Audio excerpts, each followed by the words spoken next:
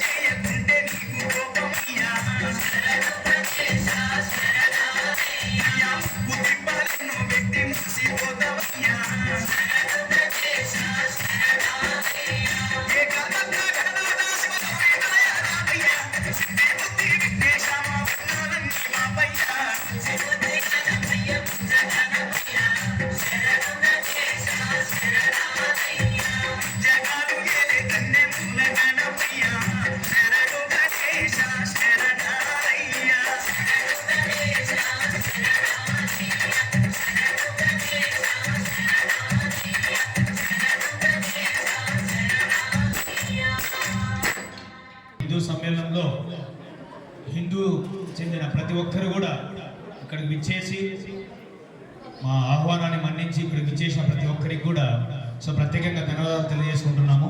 చాలా సంతోషంగా ఉంది. ఈరోజు మా స్కూల్ ఇక్కడ ఇన్వైట్ చేయడం చాలా సంతోషం అనిపించింది. మా చిన్నారు కూడా ఇక్కడ పార్టిసిపేట్ చేయడం చాలా సంతోషం అనిపించింది. సో మరి ఒక భక్తి సాంగ్తో ముందుకు వస్తున్నారు మా చిన్నారు. నెక్స్ట్ సాంగ్ ఏది?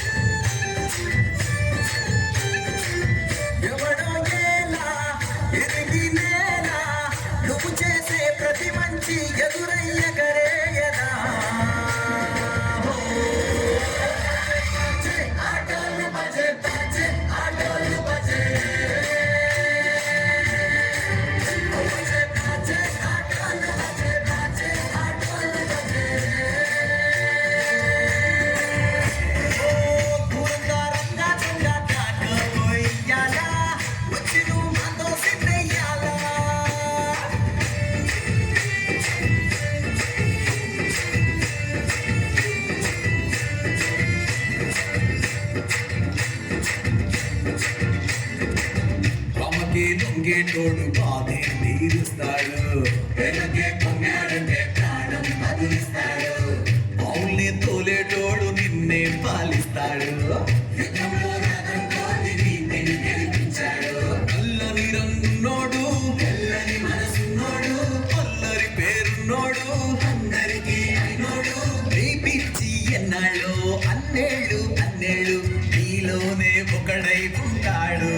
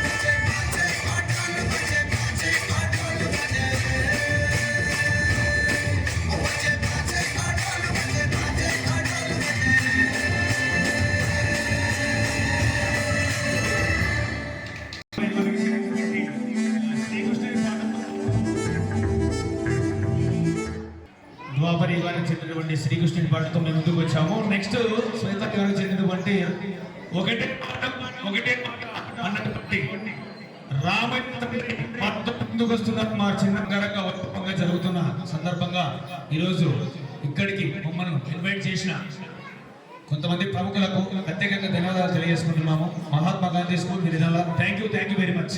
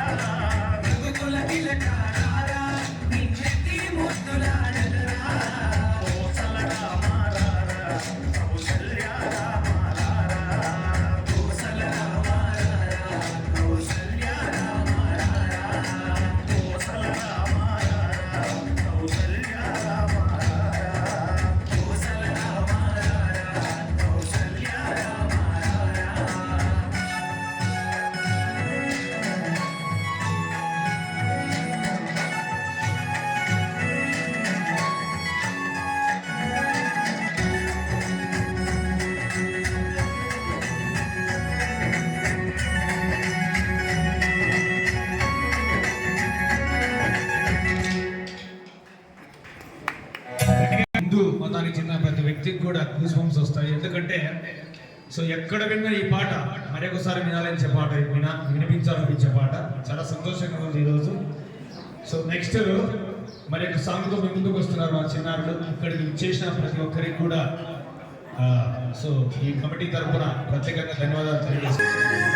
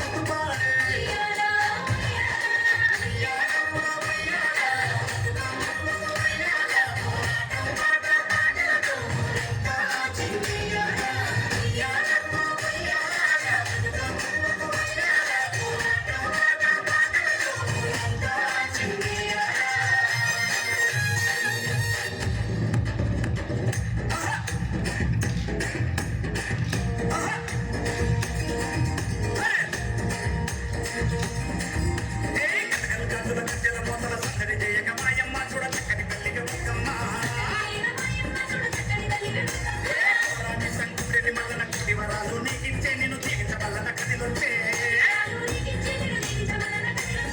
అమ్మ తోడుగా గంగను చేరిన బతుకమ్మ తల్లికి నిమజ్జనమ్మ గౌరమ్మ తల్లికి నీరజనం కోడి వచ్చిన తల్లి బతుకమ్మను పువ్వున పెట్టుకో గంగమ్మ నీకు పువ్వుల సారే బతుకమ్మ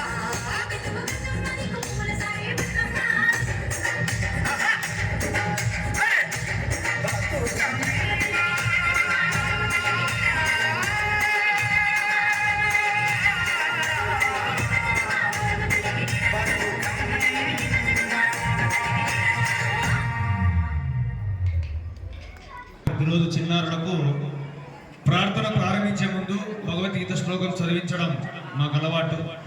సో తర్వాత వచ్చేసి ప్రతి ఒక్కరూ స్కూల్కు పుట్టు పెట్టుకొని రావాలనే నిబంధన కూడా పెడుతున్నాం మా స్కూల్లో. కావాలంటే మీరు వచ్చి చెక్ చేసుకోండి.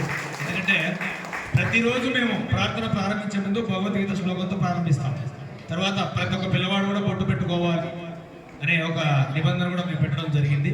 సో ఈరోజు ఇక్కడ విచ్చేసిన ప్రతి ఒక్క హిందూ మతానికి చెందిన ప్రతి ఒక్క వ్యక్తికి కూడా ఇంత సో ఇలా జరుపుకోవడం చాలా సంతోషంగా ఉంది. సో ప్రతి ఒక్క మండలంలో ప్రతి ఒక్క నియోజకవర్గంలో ప్రతి ఒక్క సో ఇలాంటివి జరుగుతూ ఉన్నారని చూస్తూ ఉన్నాము. ఎందుకంటే మేము కూడా హిందువుల గ్రూప్లో ఉన్నాం కాబట్టి సో ఆ మెసేజ్ మాకు రావడం జరిగింది. సో ఈరోజు ఇక్కడికి రావడం మా అదృష్టంగా భావిస్తున్నాము. సో ఇక్కడికి వచ్చిన ప్రతి ఒక్క హిందూ బంధువులందరికీ కూడా ప్రత్యేకంగా ధన్యవాదాలు తెలియజేసుకుంటాము. చాలా సంతోషంగా ఉంది. ఇలాంటి సో కార్యక్రమాలు ఎన్నో జరపాలని మనస్ఫూర్తిగా కోరుకుంటున్నాము. సంతోషం. సో మరి ఇక్కడికి ఎంతో మంది ప్రముఖులు చాలా మంది సో ఎంతో మంది వ్యక్తులు వచ్చారు. మరి వారికి కూడా ఈ ఆర్ఎస్ఎస్ తరఫున ప్రత్యేకంగా ధన్యవాదాలు తెలియజేసుకుంటున్నాము. చాలా సంతోషంగా ఉంది. సో ముందుగా మరి ఒక మళ్ళీ మంచి సాంగ్తో పుడితే పుట్ట హిందువుగా అని ఒక సూపర్ డూపర్ సాంగ్తో మీరు ముందుకు వస్తున్నారు మా చిన్నారులు.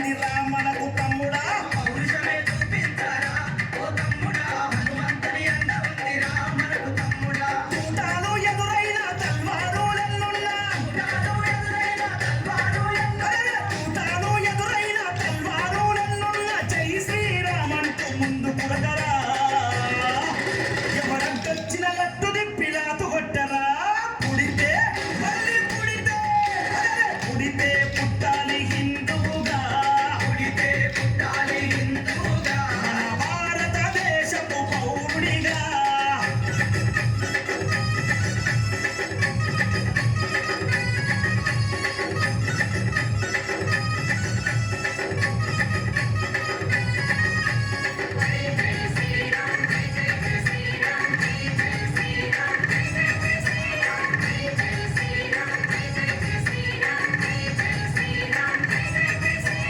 ఇంటిలో తల్లి హారతి బట్టే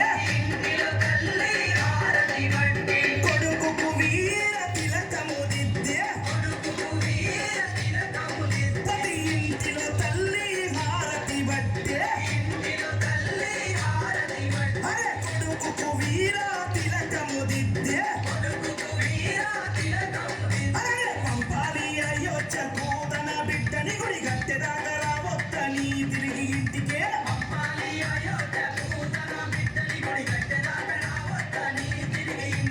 తూటాను ఎదురైన తల్వారులెల్లున్నా అరే తూటాను ఎదురైన తల్వారులెల్లున్నా తల్లి మాట జపదాటని శివాజీలా గుడి కట్టి తిరిగి రావాలి ఛత్రపతిలా పుడితే మళ్ళీ పుడితే అరే పుడితే పుట్టాలి హిందువుగా పుడితే పుట్టాలి హిందువుగా మన భారతదేశపు పౌరుడిగా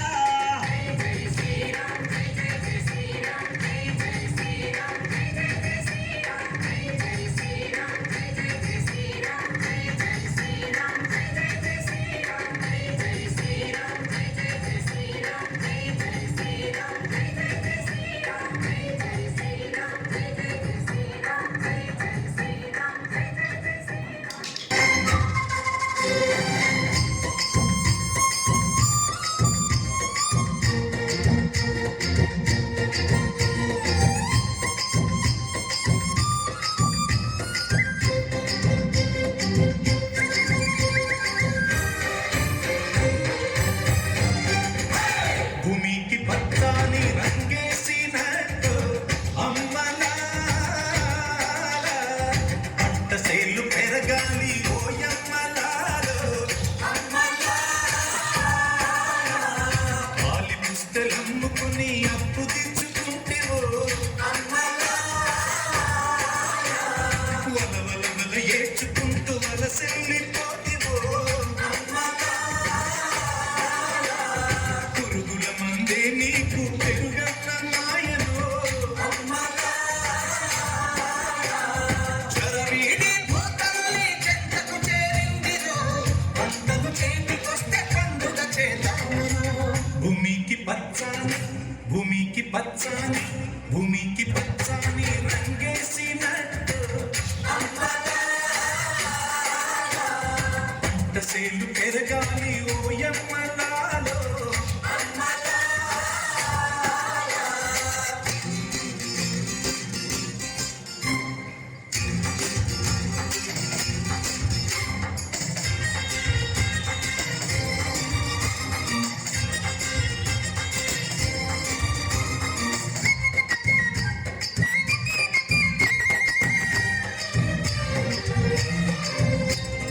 జాతరమ్మ జాతరమ్మ కూలి జనం జాతరో ఎత్తు పల్లాలనే చదును చేసే జాతరో చేలు దున్ని చాళ్ళు తీసే బీద పెంకి జాతరో ఎత్తు కమ్ముల నడుమ ఎత్త పప్పు కొడిచెను స్వామి గుండెల దరడిరిసెనోడ జాతర భూమికి పచ్చాని భూమికి పచ్చాని భూమికి పచ్చాని రంగేసినట్టు పంట సేలు పెరగాలి ఓయమ్మలాలో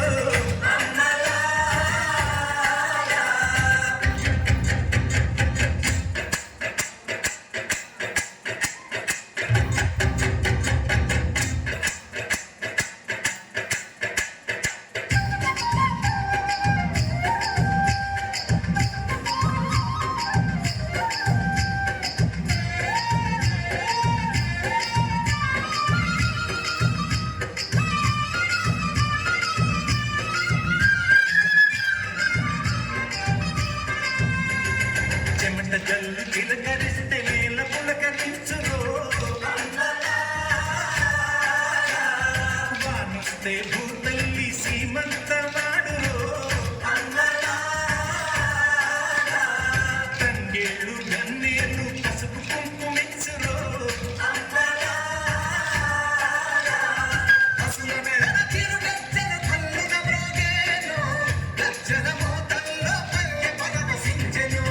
భూమికి పచ్చాన్ని భూమికి పచ్చాన్ని భూమికి పచ్చాన్ని రంగేసినట్టు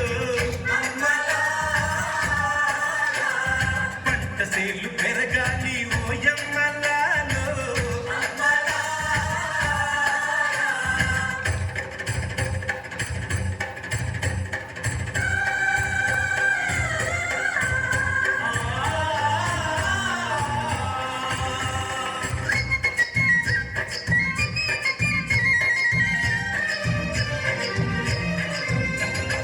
ఎగువా పెన్నమ్మ తల్లి ఎగిరెగిరి దుక్కితే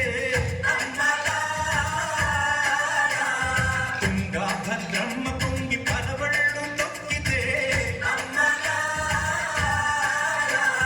చిత్రంగా చిత్రావతి చిందులు ఆడితే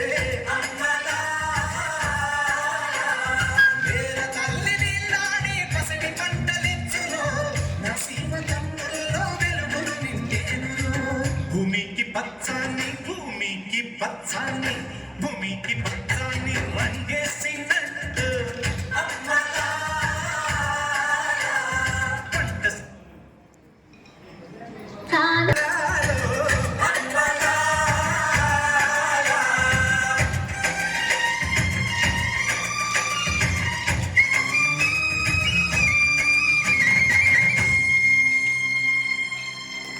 భారత్ మాతాకి హిందూ సమ్మేళనం లింగాల ఉపమండలం ఈ కార్యక్రమానికి ఇచ్చేసిన హిందూ బంధువులందరికీ నమస్కారం. మొదటగా సభాధ్యక్షులు శ్రీ విజయరామరెడ్డి గారిని స్టేజ్ మీదకి రావాల్సిందిగా కోరుచున్నాము.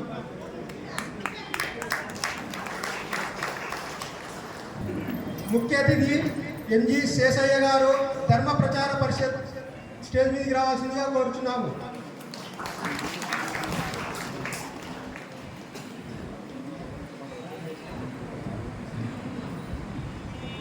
ముఖ్య వక్త శ్రీ పామిరెడ్డి జైపాల్ రెడ్డి గారిని స్టేజ్ మీదకి రావాల్సిందిగా కోరుచున్నాము.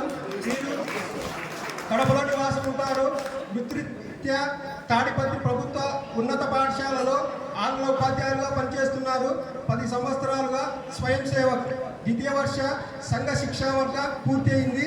గతంలో గుంతకల్లు నగర కార్యవాహకులను అనంతపురం జిల్లా బౌద్ధిక ప్రముఖను బాధ్యతలు నిర్వహించారు. ప్రస్తుతం కడప జిల్లా బౌద్ధిక ప్రముఖ బాధ్యతలు నిర్వహిస్తున్నారు. తర్వాతి కార్యక్రమాలను సభాధ్యక్షులు విజయరామరెడ్డి గారు నిర్వహించవలసిందిగా కోరుతున్నాము. ఈ ప్రతిభలతో కార్యక్రమం ప్రారంభమవుతుంది. ముఖ్య వక్త జైపాల్ గారు, అదేవిధంగా మన శేషయ్య గారు జ్యోతి ప్రతిభలు చేయవలసిందిగా కోరుతున్నాం.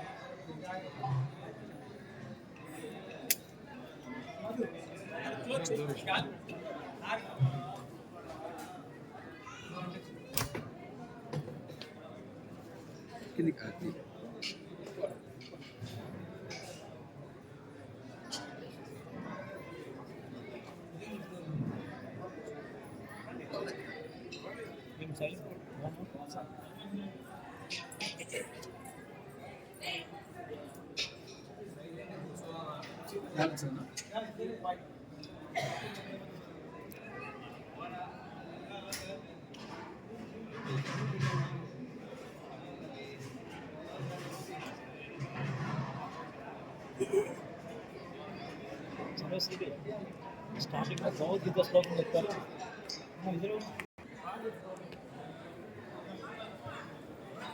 ఆ ప్రార్థన చేసినప్పుడు ఒకసారి లేచి నిలబడండి.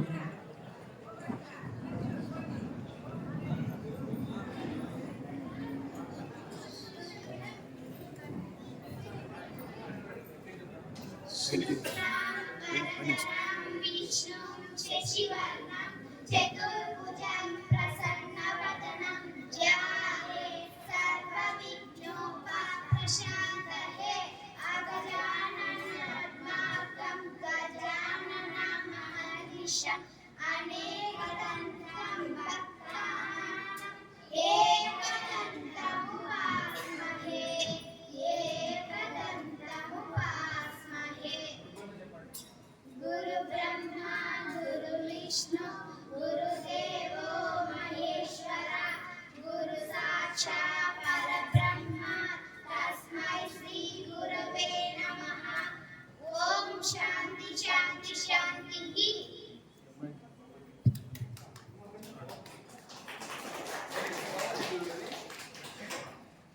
शुक्लांबरधरं विष्णुं शशिवर्णं चतुर्भुजं प्रसन्नवदनं ध्याये सर्वविघ्नोपशान्तये अगजाननपद्मार्कं गजाननं महर्निशम् अनेकदन्तं भक्तानाम् एकदन्तमुपास्महे एकदन्तमुपास्महे। गुरुर्ब्रह्मा गुरुर्विष्णु गुरुर्देवो महेश्वरः गुरुर्साक्षात् परब्रह्म तस्मै श्री गुरवे नमः। శ్రీ కైవల్య పదము చేరుటకునై చించించడం లోక రక్షైకారంభకు భక్త పాలన కళా సంరంభకు జ్ఞానమోద్రేక స్తంభకు కేలిలోల విలసకృత్యాల సంభూత నానాకంజాత భవాండ కుంభకు మహానందాంగన టింబకు।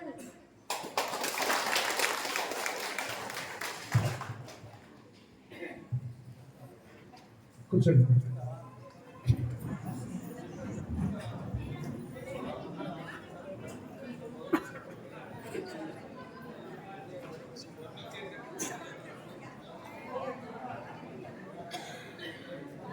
क्षेत्रे समवेतायुत्सवः मामकारा पाण्डवचैव किम पूर्वत सञ्जया।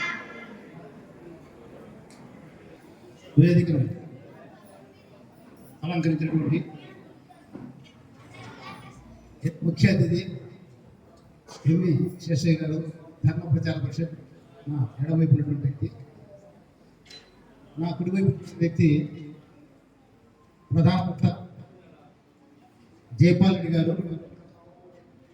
ఆయన రాష్ట్రీయ స్వయం సేవకుల్లో భౌతిక్ కడప జిల్లా భౌతిక్ విభాగానికి పనిచేస్తుంటారు. ఆయన వృత్తి వచ్చేసి ఉపాధ్యాయుడు. స్కూల్ ఇంగ్లీష్ సబ్జెక్టు 8 నుంచి 10 వరకు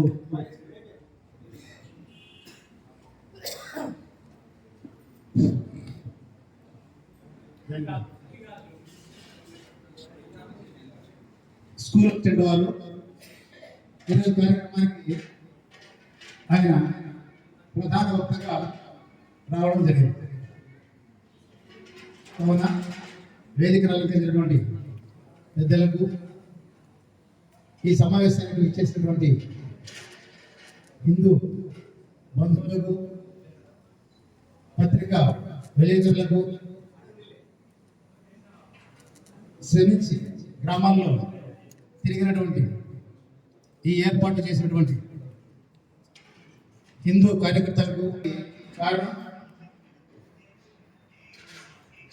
ఇలాంటి కార్యక్రమాలు భారతదేశంలో 81,000 చోట్ల జరుగుతాయి. అంటే ఒకే రోజు కానీ ఒక నెల టైంలో రాష్ట్రీయ స్వయం సేవక సంఘ్ ఆధ్వర్యంలో 81,000 చోట్ల ఇలాంటి కార్యక్రమాలు భారతదేశంలో జరుపుకోవడం జరుగుతాం. గతంలో హిందువులు ఇంత పెద్ద ఎత్తున కార్యక్రమాలు జరుపుకున్నటువంటి సందర్భం ఎంత అవసరమైతే అంత ఇంకా నిద్ర మేలుకోవాలి. ఇంకా కష్టపడాల్సినటువంటి చాలా ఉంది. కోసం కష్టపడే వాళ్ళ శాతం ఏంటంటే 0.5.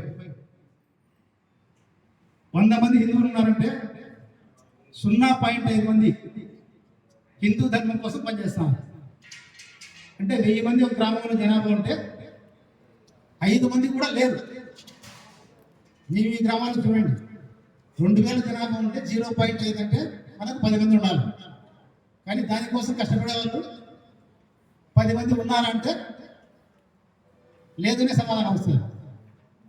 అంటే మనసులో అందరికీ ఉంది, కానీ దాని కొరకు కష్టపడేటువంటి తత్వం లేదు.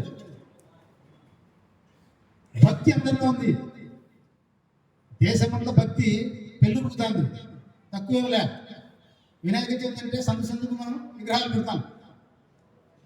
శివరాత్రి అంటే శివాలయాలన్నీ కిటకిటలాడతాయి. కుంభమేళ అంటే 55-60 కోట్ల మంది మేము వచ్చినాం. తిరుమల అంటే రోజు లక్షల మంది మనం పోయి దర్శనం చేసుకుంటాం. అయ్యప్ప మాలలు వేస్తాను దండిగా, శివమాలలు వేస్తాను దండిగా.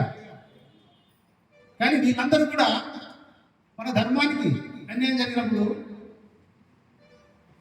మనం ప్రతిఘటించడం లేదు, మనం ఆలోచించడం లేదు. మనం కొలిచేటువంటి దేవునే అన్యాయం జరిగేది, మన దేవాలయాలే ధ్వంసం చేసేది, మన దేవతల్ని మన గ్రామంలో వచ్చి కరపత్రాలు ఇచ్చుకుంటా మైకి పట్టుకొని సైతాన్లు అనేది మన ముందరనే, మన ప్రసాదం తీసుకోవద్దని మన ముందరనే బోధిస్తారు. మన దేవాలయాలకు ముక్కద్దని మన దగ్గరనే చెప్తా ఉంటే మనం వింటాం. అయినా మనం ఇప్పుడు చెప్పుకున్నటువంటి ఈ భక్తులంతా కూడా ఇది తప్పు అని కూడా చిన్న మాట అనలేకపోతాం, జరుగుతుందని అనలేకపోతాం. మరి ఒట్టి భక్తితో పాటు మనకు ఖచ్చితంగా మన ధర్మానికి అన్యాయం జరిగినప్పుడు మనము ప్రతిఘటించేటట్టు ఉండాలి. కొట్లాడాల్సిన పనిలే, తిట్టాల్సిన పనిలే. ఆ వచ్చినటువంటి వాళ్ళను, విమర్శించేటువంటి వాళ్ళను ఎందుకు మీరు ఇతర మతాలను విమర్శిస్తున్నారు? మీ మతాన్ని మీరు గౌరవంగా మీ మసీదులు కావచ్చు, మీ చర్చిలు కావచ్చు లక్షణంగా చేసుకుంటే తప్పులేదు. కానీ గ్రామాల్లోకి వచ్చి ఇతర మతాలను విమర్శించి ఎందుకు మీరు ఇబ్బంది పెడతారు అని మనం అడిగితే చాలు. మామూలుగా ఎవరు కూడా గ్రామాల్లోకి వచ్చేటువంటి సాహసం చేయరు. కానీ మనము ఆ చిన్న పనులు కూడా గ్రామాల్లో చేయలేకపోయాం. హిందూ సమాజం మెజారిటీగా ఉన్నంత వరకు ఈ భారతదేశంలో ఏ మతానికి కూడా ఇబ్బంది జరగదు. ఇప్పుడు చూస్తాను కదా, మనం ఎక్కడన్నా ఎవరినైనా ఇబ్బంది పెడతామా? వాళ్ళకు సంబంధించినటువంటి కట్టడాలకు, చర్చిలకు కావచ్చు, మసీదులకు కావచ్చు, శ్మశానాలకు కావచ్చు, అన్ని రకాలుగా మనమే స్థలం ఇస్తామా, మనమే చందాలు ఇస్తామా, మనమే కట్టిస్తామా? వాళ్ళ కార్యక్రమాలకు ఏదైనా పిలిస్తే మనమే పోతామా? వాళ్ళు టోపీ పెడితే పెట్టించుకుంటాం, వాళ్ళు ప్రసాదం ఇచ్చి తింటాం. తప్పు కాదు, మనం తప్పని అనడం లేదు. కానీ ఆ పని అక్కడి నుంచి కూడా చేయాలి కదా,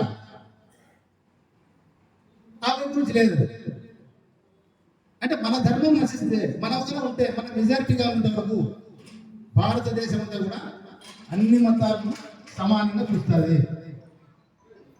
మనకు ఏ సౌకర్యాలు అయితే హిందువులకు ఉన్నాయో ఇతర మతాలకు భారతదేశంలో ఆ సౌకర్యాలు అన్నీ ఉన్నాయి. మన గ్రామాల్లో కాబట్టి అన్ని మతాలకు ఇస్తాం, అంతకంటే గౌరవిస్తాం. కానీ ఎక్కడైతే మనం తగ్గిపోయినామో అక్కడ మన పరిస్థితి ఎట్లుందంటే, పాకిస్తాన్లో ఈరోజు హిందువులు అనేటువంటి వాళ్ళు బ్రతికే పరిస్థితుల్లో లేరు. దాదాపు 80% ఉన్నటువంటి సంఖ్య కేవలం 2-3% వచ్చింది. బంగ్లాదేశ్లో చూసినారు, మన ఎక్కడ చూసినా కనుక హింస. హిందూ కుర్రవాళ్ళు నిన్ననో మన ఒక అబ్బాయి అల్లాహ్ ద్వేషించినాడని ఎవరు చెప్పినారంతే. వాస్తవంగా మళ్ళా అతను చంపిన తర్వాత ఎక్కడ అతను నిజంగానే ద్వేషించినాడా అని చూస్తే ఎక్కడ కానీ అటువంటి ఆధారాలు దొరకలే. ఆ ద్వేషించినటువంటి ఒక చిన్న కారణంతో గుంపే కొట్టి చంపి చెట్టు కట్టేసి కాల్చి సింధులేసినారు. మరి మన దేశంలో అటువంటి జరిగితే మనమే తిరగబడతాం. ఒకసారి ఒరిస్సాలో ఒక పాస్టర్ అక్కడ ఉన్నటువంటి వాళ్ళందరినీ కూడా కొన్ని వందల కుటుంబాలను మార్చినాడు, మత మార్పు. బాధతో తట్టుకోలేనటువంటి అక్కడ ఉన్నటువంటి కొంతమంది అతన్ని చంపినారు. అప్పుడు పార్లమెంట్ అంతా దద్దరిల్లింది. దేశ ప్రజలంతా కూడా దాన్ని వ్యతిరేకించినారు, హిందువులంతా వ్యతిరేకించినారు దాన్ని. మరి అక్కడ ఏం జరుగుతుంది? మన మెజారిటీ ఉంటే ఇక్కడ ఏం జరుగుతుంది? ఎవరు కూడా ఇబ్బంది పడేటువంటి పరిస్థితి ఇక్కడ ఉండదు. జమ్మూ కాశ్మీర్ మనం చూసినాం. మనం 26 మందిని ఏమడిగి చంపినారు? మతాన్ని అడిగి చంపినారు. నువ్వు హిందువా కాదా బొట్టు పెట్టుకుంటే చంపినారు. వాటికి వాళ్ళు అది కరెక్టా కాదా అని తెలుసుకునే దానికి బట్టలు ఇప్పి శుంఠి చేసుకున్నారా లేదా అని హిందువులను మాత్రం చంపి మిగతా వాళ్ళని వదిలేసినారు. మన జనాభా తగ్గితే అదే జరిగింది. ఇంకా కొన్ని ప్రాంతాల్లో దీపావళి పండుగ జరుగుతామని మామూలుగా దీపావళి పండుగకు వాళ్ళు మెజారిటీ ఉన్నటువంటి ప్రాంతాల్లో దీపాలు వెలిగించుకునే దానికి కూడా అబ్జెక్షన్ చెప్తా. కాలనీలలో సంక్రాంతికి గొబ్బెమ్మలు పెట్టుకునే దానికి వాళ్ళు మెజారిటీ ఉన్నటువంటి ప్రాంతాల్లో అనుమతించడం లేదు.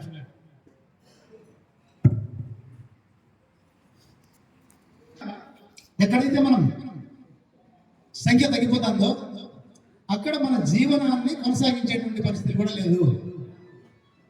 ఇప్పుడు ఈ కార్యక్రమంలో 81,000 చోట్ల రాష్ట్రీయ స్వయం సేవ ఎందుకు జరుగుతుందంటే ఆత్మరక్షణ కోసం జరుగుతుంది. ఎదురు దాడి కోసం జరగలే. మనం వాళ్ళ మీద ఎదురు దాడి చేయాలనేటువంటి ఉద్దేశంతో కాదు ఏమి జరిగేది. మన వాళ్ళు మనం రక్షించుకోవాలా.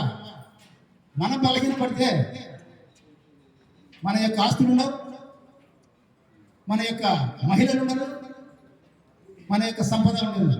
దానికి ఉదాహరణ ఒకప్పుడు ఆఫ్ఘనిస్తాన్, పాకిస్తాన్, బంగ్లాదేశ్ ఇవన్నీ కూడా మన మెజారిటీ ఉన్నటువంటి దేశాలు. అక్కడ ఎప్పుడైతే మనం తగ్గిపోతా వచ్చినామో ఆ యొక్క భూభాగాన్ని పోగొట్టుకున్నాం, ఆ యొక్క మహిళలను పోగొట్టుకున్నాం, ఆ యొక్క సంపదను పోగొట్టుకున్నాం. మనం చూస్తాండగానే జమ్మూ అండ్ కాశ్మీరీ పండితులను అక్కడి నుంచి తరిపడేసినారు. ఆస్తులన్నీ లాక్కొని 100 ఎకరాల భూములు మహిళలు వదిలేసి. ఇప్పుడు వెస్ట్ బెంగాల్ అది జరుగుతుంది.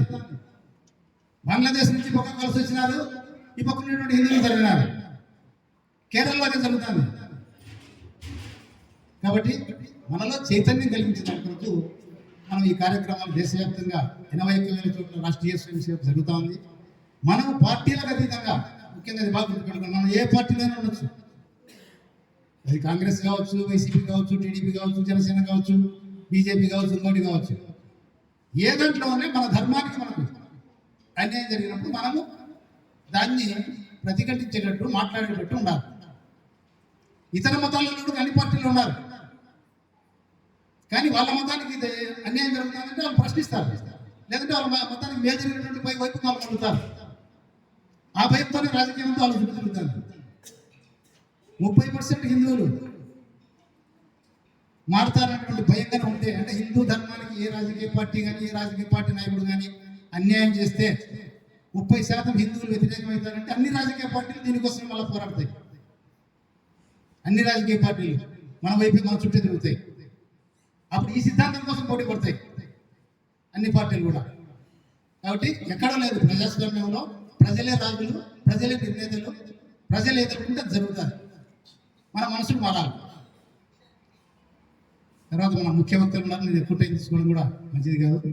మన తర్వాత మన శేషయ్య ఈయన వచ్చేసి హిందూ ధర్మ ప్రచార పరిషత్తులో పనిచేస్తాడు. 10 నిమిషాలు అయినా. ఆ తర్వాత మన ముఖ్య వక్త గారు మాట్లాడారు.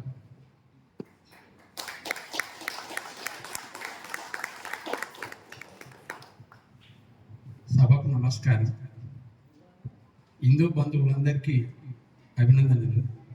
ఈ లింగాల ఉపమండలానికి ఇక్కడికి వచ్చేసిన ప్రతి ఒక్క హిందూ బంధువులారా మీ అందరికీ అభినందనలు తెలియజేస్తున్నాను. హిందూ అనేది ఒక మతం కాదు, సనాతన ధర్మం. మనం ఎప్పుడైతే ఇది హిందూ ఇది ముస్లిం అంటున్నారు, ఫస్ట్ ఇది క్రీస్తు పూర్వము మన హిందూ దేశంగా ఉండేది. ఇది ఇస్లాంతో పుట్టి 1400 సంవత్సరాలు అయింది. క్రైస్తవ మతం పుట్టి 2000 సంవత్సరాలు దాటింది అంతే. కానీ ఈ హిందూ ధర్మం, హిందూ సనాతన ధర్మం పుట్టి చెప్పలేనన్ని ఏళ్ళ సంవత్సరాలు ఉంది చరిత్ర. దీని గురించి మనకంతా ప్రజల్లో అవగాహన లేకపోవడమే దీనికి కారణం.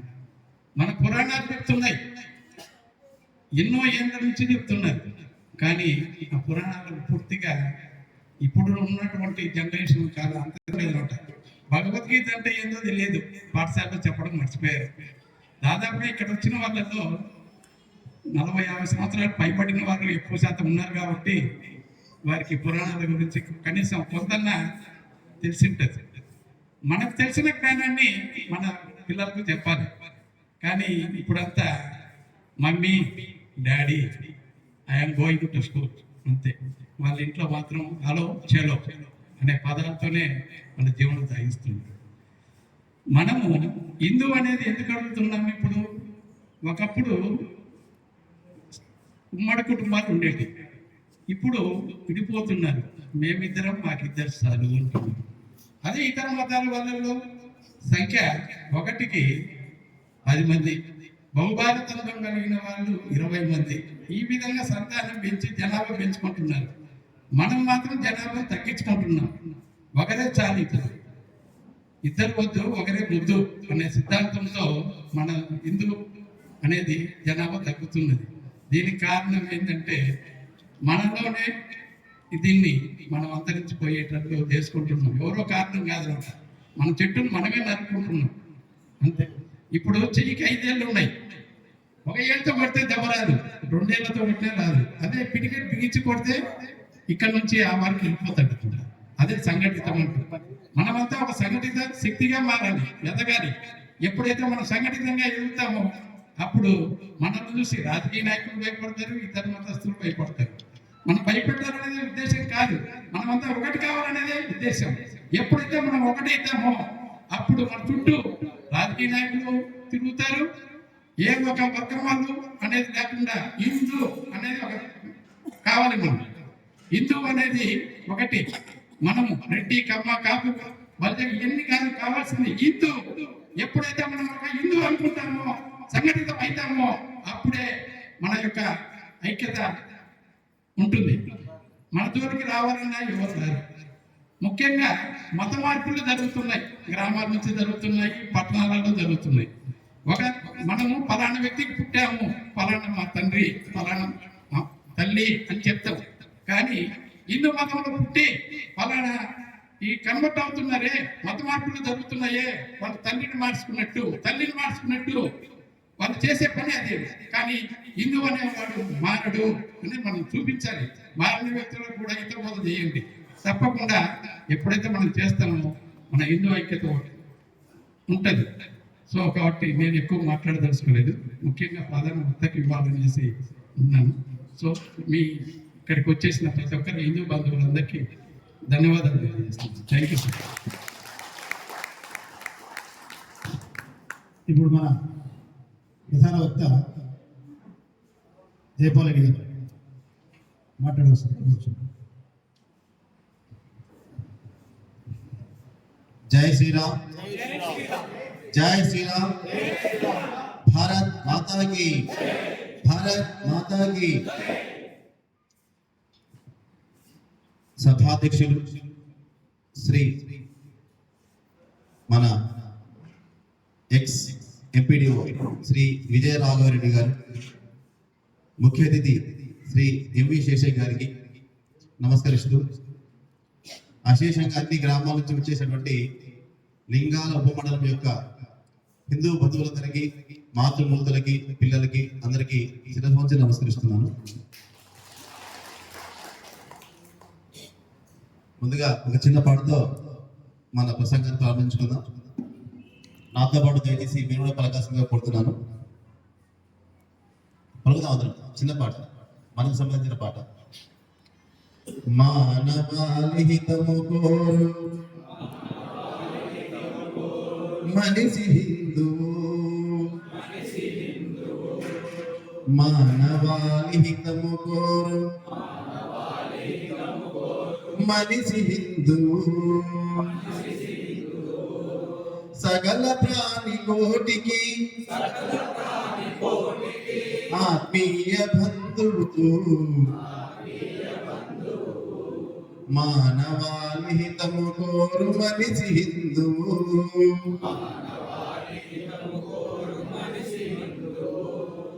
చెట్టు చేమ పుట్టని పూజించు హిందువు, మట్టిని తన తల్లిగా భావించు హిందువు, సాటి మనిషిలో దేవుని కాంచు హిందువు, సాటి మనిషిలో దేవుని కాంచు హిందువు, ధర్మమే తన ఊపిరిగా బ్రతుకు హిందువు, మానవాళి హితము కోరు మనిషి హిందువు,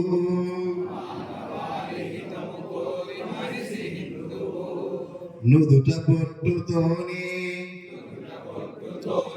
శోభిల్లు హిందువు,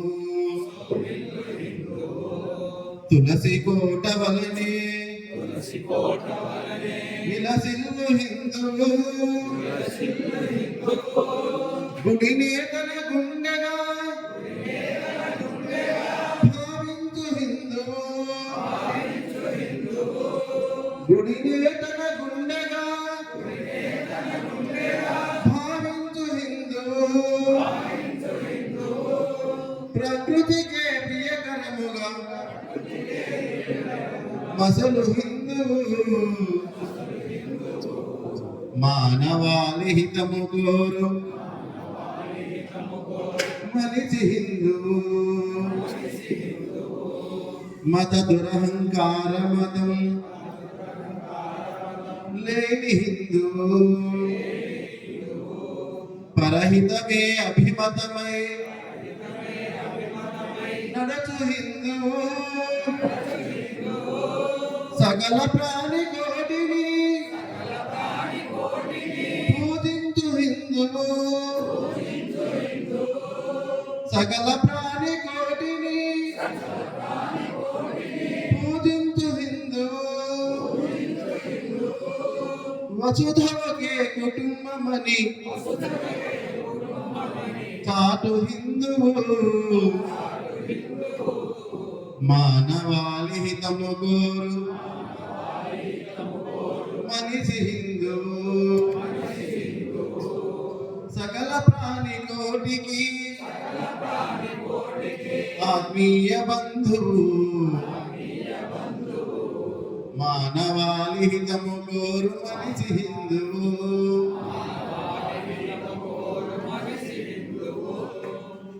ఆత్మీయ హిందూ బంధువులారా, మా అందరికీ తెలిసిన విషయమే, మన సమాజంలో ఏ శుభకార్యం మొదలుపెట్టినా ముందుగా సంకల్పం చెప్తూ పురోహితుడు భారతవర్షే భరతఖండే జంబూద్వీపే దక్షిణ దిక్భాగే శ్రీశైలే ఆగ్నేయవాసి అని సంకల్పం చెప్తాడు. అంటే దీన్ని బట్టి అనాదిగా ఈ దేశానికి ఉన్నటువంటి పేర్లు జంబూద్వీపము, భరతవర్షము, భరతఖండము. అనాదిగా ఈ దేశానికి ఉన్న పేరు భారతదేశం. భరతుడు అనే ఒక గొప్ప చక్రవర్తి ఈ దేశాన్ని పరిపాలించిన కారణంగా ఈ దేశానికి భారతదేశం వచ్చింది. ఎవరి భరతుడు అంటే శ్రీరామచంద్రమూర్తి పెద్ద తమ్ముడు ఆ భరతుడు గారు. అంతకు పూర్వం దుష్యంత మహారాజు శకుంతలాదేవి యొక్క సంతానం. చాలా గొప్ప పరాక్రమవంతుడు. ఒక్క భారతదేశమే కాకుండా యావత్ ఆసియా ఖండాన్ని ఏకఛత్రాధిపత్య కింద పరిపాలన చేశారు. మహాపరాక్రమవంతుడు, గొప్ప చక్రవర్తి. తన చిన్నతనంలోనే సింహాలు పులులని పూర్వముఖాలతో ఆడుకుంటూ వాటి నోళ్ళు తెలిసి నోట్లో ఉన్న పళ్ళను లెక్క పెట్టేటువంటి వీరుడు. అటువంటి గొప్ప చక్రవర్తి కారణంగా ఈ దేశానికి భారతదేశం అని పేరు వచ్చింది. అయితే మనం చెప్తుంటాం విశ్వ సహస్రనామాల్లో విశ్వం విశ్వాకారం అని. అంటే ఈ ప్రపంచంలో విశ్వాన్ని పోల్చాలంటే విశ్వంతోనే పోల్చాలి. గగనం గగనాకారం అంటే ఆకాశాన్ని ఆకాశంతోనే పోల్చాలి, మరి ఇదంతా పోల్చలేము. మహాసముద్రాన్ని పోల్చాలంటే మహాసముద్రంతోనే పోల్చాలి, ఈ పిల్లకాలతోనూ చెరువుతోనూ కుంటతోనూ నదితోనూ పోల్చలేము. అట్లాగే ఈ భారతదేశాన్ని పోల్చాలంటే ఒక్క భారతదేశంతో మాత్రమే పోల్చాలి, ఎందుకంటే అటువంటి దేశం ప్రపంచంలోకి లేదు. అంత గొప్ప దేశం మన భారతదేశం. మాదే తెలుసు అమెరికా వయసు 500 సంవత్సరాలు, ఇరాన్ ఇజ్రాయెల్ నాగరికతల వయసు 2000 సంవత్సరాలు, గ్రీకు ఈజిప్టు రోమన్ చైనా ఇలాంటి నాగరికతల వయసు 5000 సంవత్సరాలు, 3000 4000 5000 8000 లోపే కూడా. మరి మనకు తెలుసా మన భారతదేశ వయసు? చెప్పగలుగుతామా మన భారతదేశం యొక్క వయసుది? మీరు కానీ నేను కానీ మనం ఎవరు కూడా ప్రపంచంలోనే ప్రసిద్ధిగాంచినటువంటి ప్రఖ్యాత తత్వవేత్తలు కానీ చరిత్రకారుల కొలమానాలకి వాళ్ళకి వైజ్ఞానికుల యొక్క అంచనాలకి అందరి అత్యంత ప్రాచీన ఘనమైన చరిత్ర మన భారతదేశ చరిత్ర. మనందరికీ తెలుసు మనుషులు చనిపోతుంటారు, మనం కూడా చూస్తుంటాం. కానీ దేశాలు చనిపోవడం చూసాం ఎప్పుడైనా కానీ? లేవు. నిజంగా చనిపోయి కొన్ని దేశాలు. ఆర్నాల్డ్ టాన్వీ అనే ఒక గొప్ప తత్వవేత్త, ఆయన గొప్ప చరిత్రకారుడు. ప్రపంచంలో ఉన్నటువంటి అనేక చరిత్రలను అధ్యయనం చేశాడు ఆయన ఒకసారి చెబుతూ, నేను ఈ ప్రపంచంలో ఉన్నటువంటి 28 దేశాల గొప్ప గొప్ప దేశాల నాగరికతలను అధ్యయనం చేశాను, వాడు చరిత్ర చదివాను. కానీ ఆశ్చర్యం కలిగించే విషయం ఏంటంటే ఆ నాగరికతలు ఏవి లేవంట, ఒక్క భారతదేశం తప్ప. మిగిలిన నాగరికతని కాలగర్భంలో కలిసిపోయాయి. భారతదేశం తప్ప ప్రపంచంలో అన్ని నాగరికతలు కాలగర్భంలో కలిసిపోయాయి. మనకు తెలిసిన విషయమే. అరిస్టాటిల్ శిష్యుడు ఎవరు? అలెగ్జాండర్. గొప్ప ప్రపంచ విజేత అని చెప్పుకుంటున్నాడు ఆయన. ఆయనకి ప్రపంచాన్ని జయించాలని ఒక వింత కోరిక కలిగి అలెగ్జాండర్ ది గ్రేట్ అనిపించుకోవాలని యావత్ యూరోప్ ఆసియా దేశాలను జయించి మన భారతదేశం వైపు వచ్చాడు.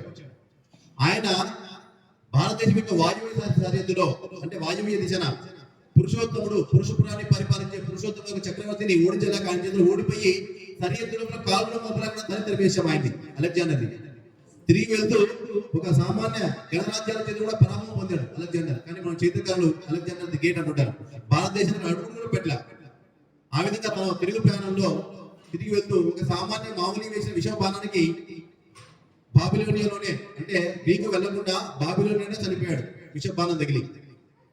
ఆ గ్రీకు అలెగ్జాండర్ ది గ్రేట్ అని పిలిపించుకున్నటువంటి అలెగ్జాండర్ పుట్టిన గ్రీకు దేశం ఇప్పుడు ప్రపంచ పట్టణంలో లేదు, కనుమరుగైపోయింది. అలాగే మనతో పాటు ఒక నాగరికత, ఒక దేశం గొప్ప సాంస్కృతికమైనటువంటి పురోగతి సాధించింది.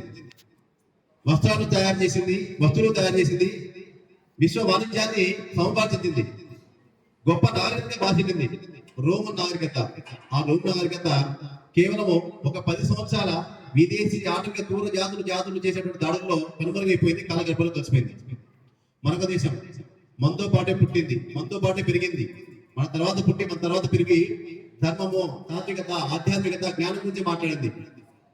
గొప్ప తత్వ జ్ఞానాన్ని సంపాదించినటువంటి దేశం ఇప్పుడు ఉంది. కానీ దాంట్లో మిగిలింది ఆకాశం ఎత్తి ఉన్నటువంటి పిరమిడ్లు, ఆకాశం ఎత్తి ఉన్నటువంటి ఈజిప్ట్లు పిరమిడ్లు, పాతాళంలో పిరమిడ్లు, ఇవి తప్ప ఆ దేశంలో ఏమి లేవు. దేశం అయితే ఉంది కానీ ఆ నాగరికత లేదు.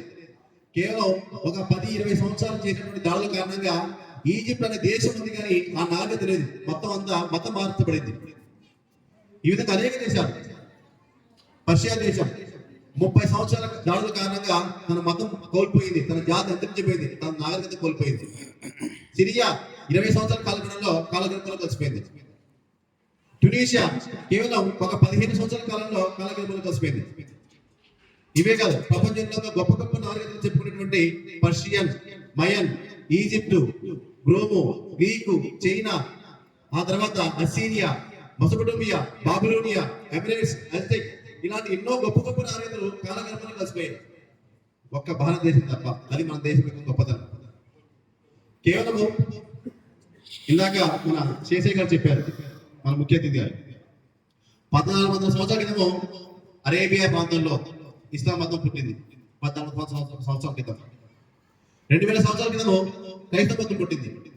ఈ రెండు మతాలు పుట్టి ఎడారి ప్రాంతాలు పుట్టాయి. ఈ రెండు మతాలు, అందుకే ఎడారి మతాలు అంటుంటారు, లేదా పాషాణ మతాలు అంటుంటారు వాటిని. ఆ రెండు మతాలు తమ యొక్క మత సామ్రాజ్యాన్ని, ఒక మతాన్ని అన్ని దేశాలు విస్తరించడం కోసం అనేక యుద్ధాలు చేశారు. క్రైస్తవ మతం ఒక చేతిలో బైబిల్ పట్టుకొని ఇంకో చేతిలో కత్తి పట్టుకుంది. మతం మారుతావా చస్తావా. ఇస్లాం మతం కూడా అంతే. ఒక చేతిలో ఖురాన్ పట్టుకొని మరొక చేతిలో కత్తి పట్టుకొని అన్ని దేశాల మీద దాడులు చేస్తూ ఇస్లాం స్వీకరిస్తావా చచ్చిపోతావని దాడులు చేసేది. ఈ విధంగా మతపరమైన దాడుల్ని క్రూసేడ్ అంటాం. ఇలా క్రైస్తవము ఒకవైపు, ముస్లిము, ఇస్లాము రెండు దేశాలు ఒక చేతిలో వాళ్ళ మత గ్రంథాన్ని, మరొక చేతిలో ఆయుధాలు ధరించి ప్రపంచంలో అన్ని జాతులను నాశనం చేస్తూ, అన్ని సంస్కృతులను ధ్వంసం చేస్తూ అన్ని దేశాలు మతం పాసుకుంటూ ఈ రకంగా చేసిన దాడిలో అన్ని దేశాలు దాదాపుగా ప్రపంచంలో వాళ్ళు చేసినటువంటి మతపరమైన దురాక్రమణ కారణంగా, దాడుల కారణంగా 150 పైగా దేశాలు క్రైస్తవ దేశాలయ్యాయి. 50 పైగా దేశాలు ఇస్లాం దేశాలయ్యాయి. ఒక భారతదేశం తప్ప. కేవలం ప్రతి ఈ ఇస్లాం క్రైస్తవం చేసిన దాడుల కారణంగా 50 నుంచి 100 సంవత్సరాల కాలంలో ప్రపంచంలో అన్ని దేశాలు, అన్ని సంస్కృతులు కోల్పోయి మతం మారాయి. కానీ మన భారతదేశము పూర్వ సామాన్య శకం 500 సంవత్సరాల క్రితం, అంటే సామాన్య శకం 2000 సంవత్సరాలు, ఇప్పుడు 2025 సంవత్సరం. పూర్వ సామాన్య శకం అంటే అంతకుముందు క్రీస్తు పూర్వం పూర్తి శకం మనకు లేదు. వాళ్ళు మనం చూపించారంతే, మన చేతిలో పెట్టారు. మనం మాట్లాడాల్సింది క్రీస్తు పూర్వం కాదు, పూర్వ సామాన్య శకము. క్రీస్తు శకం కాదు, సామాన్య శకము అని వాడాలి మనం. బీసీ అంటే బిఫోర్ కామన్ ఎరా, సి అంటే కామన్ ఎరా, క్రీస్తు శకం అంటాం. క్రీస్తు శకం కాకుండా సామాన్య శకం సంబోధించాలా. ఏమిటి మనకు అలవాటు అయిపోయింది. మనకి కొత్త సంవత్సరం జనవరి ఒకటి కాదు, మన కొత్త సంవత్సరం ఉగాది, అది మర్చిపోయాం మనం. కాబట్టి పూర్వ సామాన్య శకం 500 సంవత్సరాలు, ఇప్పుడు 2000 సంవత్సరాలు, మొత్తం 2500 సంవత్సరాల నుంచి ఈ దేశం మీద దాడి చేయని జాతి లేదు, దురాక్రమణ చేయని దేశం లేదు. ప్రతి జాతి, ప్రతి దేశము ఈ దేశం మీద దాడి చేసింది. గ్రీకులు వచ్చారు మొట్టమొదటిసారిగా. గ్రీకులు, తర్వాత శకులు, హూనులు, కుషానులు, బర్బర్లు, అరబ్బులు, తుగ్లకులు, ఖిల్జీలు, లోడీలు, పఠాన్లు, షేకులు, మొఘలాయులు, ఆ తర్వాత పోర్చుగీసు వారు, ఫ్రెంచ్ వారు, డచ్ వారు, చివరిగా ఆంగ్లేయులు. ఈ విధంగా అనేక జాతులు అలర్ట్గా మన మీద నిరంతరము ఒక ప్రవాహంలాగా దండయాత్రలు చేస్తూనే ఉంటారు. ఇప్పటికీ ఈ దేశం ఒక హిందూ దేశం నిలబడింది. అది ఈ దేశం యొక్క గొప్పతనం. అటువంటి ఇంత గొప్ప దేశం ఈ విధంగా ఉండడానికి కారణం ఏంటంటే సనాతన హిందుత్వం, సనాతన హైందవ ధర్మం. సనాతనం అంటే అతి పురాతనమైనది, ఆది అంతం లేని మతం ఇది. అసలు మతమే కాదు, ఒక జీవన విధానం ఇది. సుప్రీంకోర్టు చెప్పింది. అసలు క్రైస్తవ దేశం, క్రైస్తవ మతంలో ఉదాహరణకి బైబిల్ తీసేసామనుకో, ఆ మతమే లేదు. క్రీస్తు అనే దేవుడు, క్రీస్తు అనే దేవుడు లేకుండా, బైబిల్ అనే గ్రంథం లేకపోతే క్రైస్తవ మతమే లేదు, దాని ఉనికే లేదు, దాని అస్తిత్వమే లేదు అసలు. ఇస్లాం తీసుకున్నా అంతే, ఖురాన్ లేకపోయినా, మొహమ్మద్ ప్రవక్త లేకపోయినా, అల్లా లేకపోయినా ఆ మతం ఉనికే లేదు. అట్లా ఏ బౌద్ధ మతం, అలాగే జురాస్ట్రియన్ మతం, ఇలాగ ప్రపంచంలో జైన మతం, ఏ మతం తీసుకున్నా దానికి గ్రంథము, ఒక ప్రవక్త, ఒక దేవుడు ఉంటారు. కానీ హిందుత్వం అలా కాదు. హిందుత్వంలో రామాయణం లేకపోయినా హిందుత్వం ఉంది, భారతం లేకపోయినా హిందుత్వం ఉంది, భగవద్గీత లేకపోయినా, భాగవతం లేకపోయినా, భగవద్గీత లేకపోయినా, రామాయణ, భారత ఇతిహాసాలు ఇవి లేకపోయినా హిందుత్వం ఉంటుంది. రాముడు ఒక్కడే దేవుడా, కృష్ణుడు ఒక్కడే దేవుడా, శివుడు మాత్రమే దేవుడా, అలా కాదు. మన ధర్మంలో మనం చూసే ప్రతి దాంట్లో భగవంతుని చూస్తాం. మనం సకల చరాచర సృష్టిలో పరమేశ్వరుని దర్శించుకునే గొప్ప సంస్కృతి మంది. కాబట్టి అన్ని ఆరాధన పద్ధతులను స్వీకరిస్తాం, అన్ని పూజా పద్ధతులు ఆరాధిస్తాం. ఇది మన ధర్మం యొక్క గొప్పతనం. కాబట్టి హిందుత్వం అనేది మతం కాదు, జీవన విధానము. ఇదే way of life, it's a living way of life అని సుప్రీంకోర్టు తీర్పు అని చెప్పింది మనకి. కాబట్టి అలాంటి హిందుత్వము అనాది కాలంగా ఈ దేశంలో మనకి ఉంటూ వస్తుంది. ఇది ఎప్పుడు పుట్టిందంటే, ఈ భూమి ఎప్పుడు పుట్టింది అప్పుడు పుట్టింది.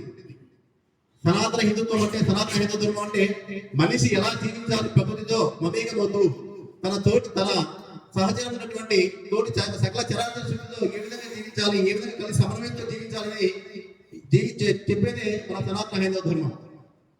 మనది సంస్కృతి. మామూలుగా ప్రకృతి ఏంటంటే ఒక మనిషి, ఒక జీవి ఇతరులు కష్టపడకుండా తను సంపాదించుకొని తను జీవించడము, తను బతకడము, తన పొట్ట నింపుకోవడం అనేది ప్రకృతి. అది పక్క వాళ్ళని కొట్టి పక్క వాళ్ళని హింసించి తను మాత్రమే బతకడం అనేది, తను మాత్రమే జీవించడం అనేది అది వికృతి. కానీ మన సంస్కృతి ఏంటంటే మన కష్టాన్ని కూడా పక్క వాళ్ళకి పెట్టి పక్క వాళ్ళ యొక్క ఉపయోగం కోసం, వాళ్ళ యొక్క శ్రేయస్ కోసం, వాళ్ళ యొక్క కళ్యాణం కోసం మనల్ని కూడా మనం అర్పణ చేసుకుంటాం, మధ్య కూడా మనం త్యాగం చేస్తాం. అది మన సంస్కృతి, అది మన సంస్కృతి యొక్క గొప్పతనం. ఇదే సనాతన హైందవ సంస్కృతి. అటువంటి గొప్ప సంస్కృతికి వారసులందుకు మనం అంతా గర్వపడాలి. ఈ సృష్టిలో 84 లక్షల జీవరాశులు ఉన్నాయి. అన్నింటిలోకెల్లా జంతువునాం నరజన్మ దుర్లభం అంటారు. అంటే మనిషి జంతువు జన్మలో మొత్తం అన్ని జంతు జన్మలే, పశుపక్షాదులు కానీ, వృక్షాలు, కీటకాలు అన్ని కూడా వేరే జన్మ. వీటిలో 82,99,999 జన్మలని మనిషి జన్మ కాకుండా మిగతా జన్మలు. వాటిలో ఉత్కృష్టమైనది సర్వోన్నతమైన జన్మ మానవ జన్మ. అందుకే అంత గొప్పదంటారు జంతువునాం నరజన్మ దుర్లభం అని. ఉత్తమోత్తమైన జన్మ. అలాంటి జన్మ లభించడం మన అదృష్టం, చాలా గొప్ప భాగ్యం అది. ఎక్కడో ప్రపంచంలో ఆఫ్రికా, యూరప్ ఇలాంటి పాశ్చాత్య భూములు పుట్టకుండా ఈ దేశంలో పుట్టడం మన యొక్క మరింత అదృష్టం. ఈ దేశంలో ఇతర మతస్థులుగా పుట్టకుండా హిందూగా పుట్టడం మరింత గొప్ప అదృష్టం మనకి. అందులో హిందువుగా పుట్టి ఒక స్వయం సేవకుగా, ఒక హిందూ బంధువుగా, మనం నిజమైన హిందూగా బతకడం అనేది చాలా గొప్ప అదృష్టం అది. ఆ రకంగా ఉన్నందుకు మనమంతా పుణ్యం చేసుకున్నాం. స్వామి వివేకానంద ఏమంటా అంటే, ఈ ప్రపంచంలో పుణ్యభూమి, ధన్యభూమి ఏదైనా ఉంది అంటే అది కేవలం భారత భూమి మాత్రమే. ఈ సృష్టిలో మోక్షాన్ని కోరుకునే ప్రతి జీవి చిట్ట చివరిగా ఈ దేశంలో జన్మ తీసుకోవాల్సిందే. ఇక్కడ జన్మ తీసుకోకపోతే మోక్షం లేదు అని స్వామి వివేకానంద చెప్పారు. అందుకే మన దేవతలు గానం చేస్తున్నాడు స్వర్గలోకంలో. గాయంతి దేవా తిలగీత గాని ధన్యాస్తు ఏవా భారత భూమి వాగే స్వర్గాపద హేతుభూతే అని స్వర్గలోకంలో దేవతలు గానం చేస్తున్నారు. ఏమంటే ఈ భూమి మీద పుట్టిన మనుషులు ఎంత పుణ్యాత్ములు, ఎంత ధన్యవాత్ములు. వాళ్ళు పుణ్యాన్ని ఆర్జించుకొని ఆ పుణ్యాన్ని భగవంతుడికి అర్పిస్తే మోక్షం వచ్చేస్తుంది. లేదా ఆ పుణ్యాన్ని తీసుకుని మరొక జన్మ పెట్టచ్చు. కానీ దేవతలకి మోక్షం అవకాశం లేదు. వాళ్ళకి అమరత్వం ఉంది. ఎంతకాలం దేవతలు ఉంటారు తప్ప మోక్షం లేదు, వాళ్ళకి అవకాశం లేదు. అలాంటి దేవతలకు కూడా అవకాశం లేనటువంటి మోక్షానికి కాలము అవకాశం ఉన్నటువంటి ఈ భూమిలో పడిన మన యొక్క అదృష్టం. అందుకే మన దేవతలంతా, మన మహాపురుషులు, పుణ్య స్వామీజులు, సాధు సంతులు, మఠాధిపతులు, పీఠాధిపతులు ఈ ధర్మాన్ని ఆచరించమని మనకి ప్రబోధం చేస్తున్నారు 1000 సంవత్సరాలుగా. కాబట్టి అలాంటి సంస్కృతిలో పుట్టి ఉన్న మనమంతా కూడా ధన్యాత్మలు. ఈ ధర్మం ఏం చెప్తుందంటే మనకి సకల చరాచర సృష్టిలో భగవంతుడు చూడమని చెప్తుంది. మిగతా వాళ్ళు ఏం చెప్తారు? మా మతం మాత్రమే గొప్పది, మా దేవుడు మాత్రమే గొప్పది చెప్తారు. కానీ మన ధర్మంలో చెప్పదు. ఏకం సత్యప్రామవుదామదండి. సత్యం ఒక్కటే, ఇన్ని విధాలుగా చూడవచ్చు, దాన్ని చూసే మార్గం పేరు కావచ్చు. సత్యం ఒక్కటే అని మన ధర్మం చెప్తుంది అంటుంటారు. మనము ఈ సకల చరాచరలో ప్రతి జీవిలో మనం దేవుడు చూస్తాం. నీలో దేవుడు ఉన్నాడు, నాలో దేవుడు ఉన్నాడు, ఈ రాయిలో ఉన్నాడు, రప్పలో ఉన్నాడు, చెట్టులో ఉన్నాడు, పుట్టలో ఉన్నాడు, పుట్టులో ఉన్నాడు. అందుకే మా ధర్మం చెప్తుంది, రాయికి, రప్పకు, చెట్టుకు, చేమకు, చరాచరముల కన్నిటికి నతమస్తకమౌ సతులు తలుపు పరమోన్నతమౌ ఘన సంస్కృతిది అని పూజించే సంస్కృతి మనది. చిన్న ప్రహ్లాదుని హిరణ్యకశిపుడు అడుగుతాడు, నీ హరిలో అంటే హరి నీలో ఉన్నాడు, నాలో ఉన్నాడు, అందులో ఉన్నాడు. ఇందు గలడందు లేడు, సందేహము వలదు. ఎందెందు వెతికి చూసిన అందంతే గలడు, చెక్కిని సర్వోపగతుడు. ఎందెందు వెతికి చూసినా అందంతే గలడు, దానవాగ్ని కంటే అని చిన్న ప్రహ్లాదులు హరికి చెప్తారనమాట. హిరణ్యకశిపుడితో చెప్తాడు. అటువంటి సంస్కృతి మంది. అమృతస్య పుత్రస్య, ఈ భూమిలో పుట్టిన ప్రతి ఒక్కరు అమృతతుల్యుడే. మనం పాపం కాదు. మిగతా మతాలు ఏం చెప్తాయి? మీరు పాపం పుట్టుకతోనే పాపం అంటారు. కానీ పాపులు జన్మ తీసుకోరు. ఏ కుక్క గానో, నక్క గానో, కుక్కలగా పుడతారు. మనం పుణ్యాత్మ కాబట్టి, గొప్ప వాళ్ళం కాబట్టి ఈ దేశంలో జన్మ తీసుకున్నాం. కాబట్టి అమృతస్య పుత్రస్య అనే భావన మంది. తర్వాత ప్రకృతిని పూజించే స్వభావం మంది. గంగామాతను పూజిస్తాం. మన సంస్కృతి ఏంటంటే ఏదైతే మనకి ఉపయోగము, మేలు చేకూరుస్తుందో వారికి కృతజ్ఞత తెలపడం యొక్క సంస్కృతి. సూర్య భగవానుడు మనకి వెలుగునిస్తాడు, వేడినిస్తాడు, ఆహారం ఇస్తాడు, మనకు పుచ్చిని పోషణ ఇస్తాడు సూర్య భగవానుడు. కాబట్టి మనం సూర్యనారాయణ అన్నాం. సూర్య నమస్కారాలు చేస్తున్నాం, సంధ్యావందనం చేస్తున్నాం. ఈ భూమి మనకి అన్ని ఇస్తుంది. తినే తిండి, తాగే నీరు, పీల్చే గాలి, కట్టుకునే బట్ట సమస్తం ఈ భూమికి వస్తున్నాయి. అందుకే భూమాత అంటున్నాం. మాతా పృథ్వీ పుత్రోహం పృథివ్యాః. ఈ భూమి నాడు తల్లి, నేనామే పుత్రుడనే చెప్పే ఏకైక జాతి, ఏకైక సంస్కృతి మన భారతీయ సంస్కృతి. అలాంటి సంస్కృతి పుట్టిన మనంతా గర్వపడాలి. కేవలము మన వేదం చెప్పిన మాట కాదు. రామచంద్రమూర్తి ఏం చెప్పాడు రామాయణంలో? జననీ జన్మభూమించే స్వర్గాదపి గరిగేసి అపి స్వర్ణమే లంక నమే లక్ష్మణ వచ్చేదే. ఓ లక్ష్మణ, ఈ లంకాలను స్వర్ణమయమై ప్రకాశిస్తున్నప్పటికీ నాకు రుచించదు. ఎందుకంటే జననీ జన్మభూమించే స్వర్గాదపి గరిగేసి, జననీ జన్మభూమి స్వర్గం కంటే గొప్పని రామచంద్రమూర్తి త్రేతాయుగ కాలంలో రామాయణంలో చెప్పారు ఈ మాట. ఇదేదో సినిమా పాట కాదు, వాల్మీకి మహర్షి చెప్పినటువంటి మాట ఇది. కాబట్టి ఈ ధర్మము, ఈ దేశము అంత గొప్పది.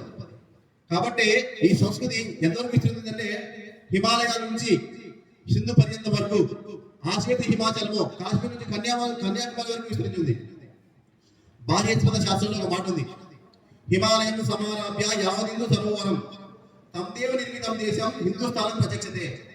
హిందూ హిమాలయాల నుంచి హిందూ మహాసముద్రం వరకు, అటువైపు అస్సాం నుంచి ఇటువైపున నా మధుర వరకు అన్ని మొత్తం ఇదంతా కూడా హిందూస్థానం అని పిలుస్తారు.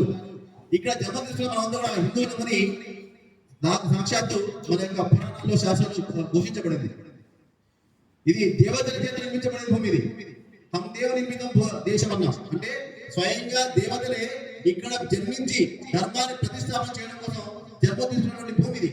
అందుకే దశ అవతార పరమేశ్వరుడు ఆ భగవంతుని భూమి మీద మనమంతా భగవంతుని చెప్పుకుంటున్నాం.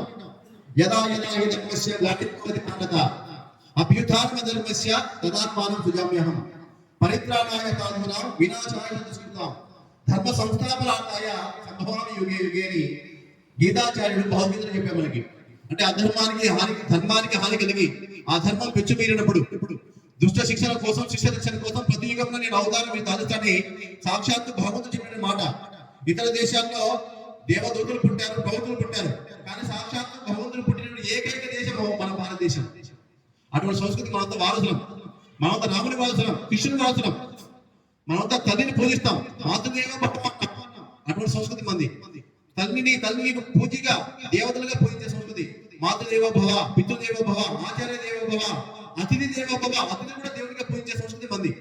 వీరిని జంగమ దేవుడు అంటాం. ఈ రకంగా మన సంస్కృతిలో ప్రతిదేవుడికి పూజనీయ స్వరూపమే. ప్రకృతిని పూజిస్తాం, ఉసి చెట్టు కింద భోజనం చేస్తాం, రావి చెట్టుకి వేప చెట్టుకి పెళ్లి చేస్తాం, తులసి మాత అంటాం. మనకి అన్ని సమస్తమిచ్చే గోవును గావు విశ్వస్వ మాతరహ, గోవు విశ్వానికే మాత అంట. మనందరికీ భూమి కావాలి, కానీ ఆ భూమికి గోవు కావాలి. గోవు ఉంటే భూమి పోషించబడుతుంది, భూమి పోషించబడితే మనం పోషించబడతాము, సకల చరాచర సమృద్ధిగా వర్ధిల్లుతుంది. అందుకే అటువంటి గోవును పూజిస్తే మనం గోమాత. గంగా మనకి నీరిస్తుంది, పంటకు పండిస్తుంది. కాబట్టి గంగా మాత, గోమాత, తులసి మాత, కృష్ణమ్మ, గంగమ్మ, అన్నింటినీ అమ్మ. ప్రతి భూమిలో ప్రతి స్వరూపంలో ఈ సకల చరాచర సృష్టిలో ప్రతి స్వరూపంలో మన భగవంతుని మాతృ స్వరూపం చూసే ఏకైక సంస్కృతి మన భారతదేశం. ప్రపంచ దేశాలు అలా చూడవు. స్త్రీని మనం పూజిస్తాం, ఆదిపరాశక్తి గాయత్రీదేవి, చతుర తల్లి సరస్వతి, ధనానికి లక్ష్మీదేవి, జ్ఞానానికి గాయత్రీదేవి, శక్తి స్వరూపుని పార్వతీదేవి. ఇలాగా మనకి తల్లిని స్త్రీని భోగ వస్తువు కాకుండా, విలాస వస్తువు కాకుండా మాతృ స్వరూపంగా, దేవతా స్వరూపంగా చూసే ఏకైక సంస్కృతి మన భారతీయ సంస్కృతి. ఇటువంటి సంస్కృతి ఇంతకాలం కొనసాగిందనే కారణము అనేక మంది మహాపురుషులు, అనేక మంది సాధువులు, సంతులు, పూజాధిపతులు, పీఠాధిపతులు, మఠాధిపతులు వారు చేసిన కృషి కారణంగా అనేక సంస్థలు, రామకృష్ణ మఠం, బ్రహ్మ సమాజము, ఆర్య సమాజము, ఇలాంటి ఎన్నో సంస్థలు ఈ దేశం కోసం నిరంతరంగా పనిచేసే కారణంగా ఇప్పటికీ మనం హిందుత్వంలో కొనసాగుతున్నాం. లేకపోతే కొన్ని వేల సంవత్సరాల క్రితమే ఏ గ్రీకులలో, రోమన్ నాగరికతలలో కాలగర్భాలు కలిసిపోయేవాళ్ళం. లేదంటే మనం కూడా గడ్డం పెంచి శుద్ధి తెచ్చుకొని టోపీ పెట్టుకొని మతం మారిపోయే పరిస్థితి వచ్చేది. ఆడవాళ్ళు పుస్తకం వేసుకొని బురకాలేసుకొని తిరిగే పరిస్థితి వచ్చేది. ఆ విధంగా ఉంది. మనం ఆ విధంగా కాకుండా ఇంకా హిందువులుగా మనం పుట్టి పెట్టుకుని గుడికి పూజ చేయగలుగుతున్న కారణము మన పూర్వీకులు చేసిన బలిదానం, వారు చేసిన త్యాగాలు. వారు చేసిన త్యాగాల కారణంగా మనమంతగా ఈ గొప్ప సంస్కృతి వారసులుగా ఈ సనాతన హిందూ ధర్మంలో అంతా హిందువులు కొనసాగుతున్నాం. కాబట్టి ఇలాంటి భారతదేశము అనేక ఉడుకుదులు ఎదుర్కోవాల్సి వచ్చింది. ఇది అంత సులభంగా సాధ్యం కాదు. అనేక ఉత్తాన పదాలను మనం ఎదుర్కోవాల్సి వచ్చింది. ఇన్ని జాతులు దాడి చేస్తే మనం ఎదుర్కొన్న కారణం వాళ్ళ దేశం గురించి కారణమే. అయితే ఇంత గొప్ప దేశం, ప్రపంచంలో కీర్తించేటువంటి దేశం అది. పుణ్యభూమిగా, వేదభూమిగా, ధర్మభూమిగా, జ్ఞానభూమిగా, తపోభూమిగా, కర్మభూమిగా భారతదేశం ఈ దేశము తర్వాత 1000 సంవత్సరాలు పరాయపట్నంలో బానిసత్వంలో మగ్గాల్సి వచ్చింది. దానికి కారణము మనలో మాతృభావం కోల్పోయింది. ఈ భూమి నాది, మాతా పృథ్వీ పుత్రోహం పృథివ్యాహి ఈ పొడవి నా తల్లి నేనప్పే పుత్రుడు అనే భావనతో కనుక ఏ దేశము ఏ జాతి కట్టెత్తు చూడలేకపోయింది. కానీ మనలో ఎప్పుడైతే మాతృభావన పోయిందో, ఈ భూమి ఈ సంస్కృతి నాదని మర్చిపోయామో, అప్పుడు క్రమంగా పరాయపాలనలోకి వెళ్ళాము. ఒకప్పుడు ఇందాక మన ముఖ్య అతిథిగా చెప్పారు ఆఫ్ఘనిస్తాన్ మంది అని చెప్పేసి, మన అధ్యక్షులు వారు చెప్పారు పాకిస్తాన్ మంది అని చెప్పేసి. ఆఫ్ఘనిస్తాన్ అది గాంధార దేశం, దుర్యోధన తల్లి గాంధార పుట్టిన దేశం, గాంధార దేశం ఆఫ్ఘనిస్తాన్, ఇప్పుడు మంది కాదు. పాకిస్తాన్ లాహోర్ కదని లవపురి, లవుడు పట్టించే నగరం, రామచంద్రమూర్తి యొక్క కొడుకు. బర్మా కాదు బ్రహ్మదేశం, అది మంది కాకుండా పోయింది. నేపాల్ సాక్షాత్తు సీతమ్మ వారి పుట్టిన ప్రదేశం, అది మన రామచంద్ర వారి యొక్క అత్తగారి జనకపురి, జనకరాజ్యం ఉన్నటువంటి ఆ నేపాల్ మంది కాకుండా పోయింది. శ్రీలంక శ్రీకాళమండం, అనురాధపురం మండం, అక్కడ సీతమ్మ వారిని లంకా నగరంలో ఒక 7 ఏళ్ల కాలం పాటు అపహరించి తీసుకెళ్లిన రావణాసుడు. ఆ తర్వాత రామచంద్రమూర్తి ధనుష్కోటి నుంచి లంకా నగరానికి రామచంద్ర నిర్మాణం చేసి తర్వాత రావణ సంహారం చేసి సీతమ్మ వారిని తెచ్చుకున్నారు. ఆ శ్రీలంక మందే, భూటాన్ మందే, బంగ్లాదేశ్ మందే, పాకిస్తాన్ మందే, ఇవన్నీ మనమే. దాదాపుగా 1857 ప్రథమ స్వతంత్ర సంగ్రామం జరగకముందు వరకు ఈ భూభాగం మన దేశం అంతా భాగంగా ఉన్నాయి. దాదాపుగా 82 లక్షల చదరపు కిలోమీటర్ల భూభాగం మనకుంది అప్పుడు. ఇప్పుడు నేను వేల సంవత్సరాల క్రితం చేసేది అప్పట్ల కేవలం 1857 ముందు మాట అంతే. 57 ముందు 82 లక్షల చదరపు కిలోమీటర్ల భూభాగము బ్రిటిష్ వాళ్ళ పరిపాలనలో మన యొక్క కొన్ని మనలో ఉన్నటువంటి దేశభక్తి, జాతీయ భావన పోయిన కారణంగా, ధర్మం పట్ల, దేశం పట్ల నిశ్చయం కోల్పోయిన కారణంగా ఇవన్నీ ఒక్కొక్కటి కోల్పోతూ వచ్చాం. ఇప్పుడు ఆఫ్ఘనిస్తాన్ పోయింది, టిబెట్ పోయింది, పాకిస్తాన్, నేపాల్, భూటాన్, బ్రహ్మదేశం, శ్రీలంక ఇవన్నీ కోల్పోయి కేవలం 31 లక్షల చదరపు కిలోమీటర్ల భూభాగం మాత్రమే మనకు ఉంది. 35% మాత్రమే ఉంది. 65% భూభాగం కోల్పోయినాం. ఇది మనం మేలుకోవాలి, దీన్ని మనం గుర్తించాలి, మన భావితరాలకు చెప్పాలి. మనం ఏమనుకుంటున్నామంటే మన చదువుల్లో, మన పాఠ్య పుస్తకాలు ఉన్న 25 రాష్ట్రాల్లో ఉన్నటువంటి భారతదేశం మన దేశం అనుకుంటున్నాం. ఇది కాదు, అక్కడ భారతదేశం ఉంది. ఎంతవరకు ఒక 150 ఏళ్ళు ఎరికెళ్ళిపోతే తెలుస్తుంది మనకి విషయం. కాబట్టి అటువంటి దేశం కోల్పోవడం కారణము మనము ఒక ఆత్మవిశ్వాసకు లోనే అయిపోయాం. మనం మర్చిపోయాం. మనము రాముని వారసులమో, కృష్ణుని వారసులమో, ఛత్రపతి శివాజీ, మహారాణా ప్రతాప్ ఇలాంటి గొప్ప గొప్ప సంస్కృతికి, నాగరికతకి వారసులు మనం. ఆ విషయాన్ని మర్చిపోయి సాటి హిందువు, నేను హిందూ అనే విషయం మర్చిపోయి హిందూ అని చెప్పుకునే దుస్థితి దిగజారిపోయింది సమాజం. మిగతా ఒక క్రైస్తవులు అయితే నేను క్రైస్తవులని సగం ఆడుకుంటాడు, గొప్ప విషయమే అది, అతని విషయం కాదు, అది మతపరంగా.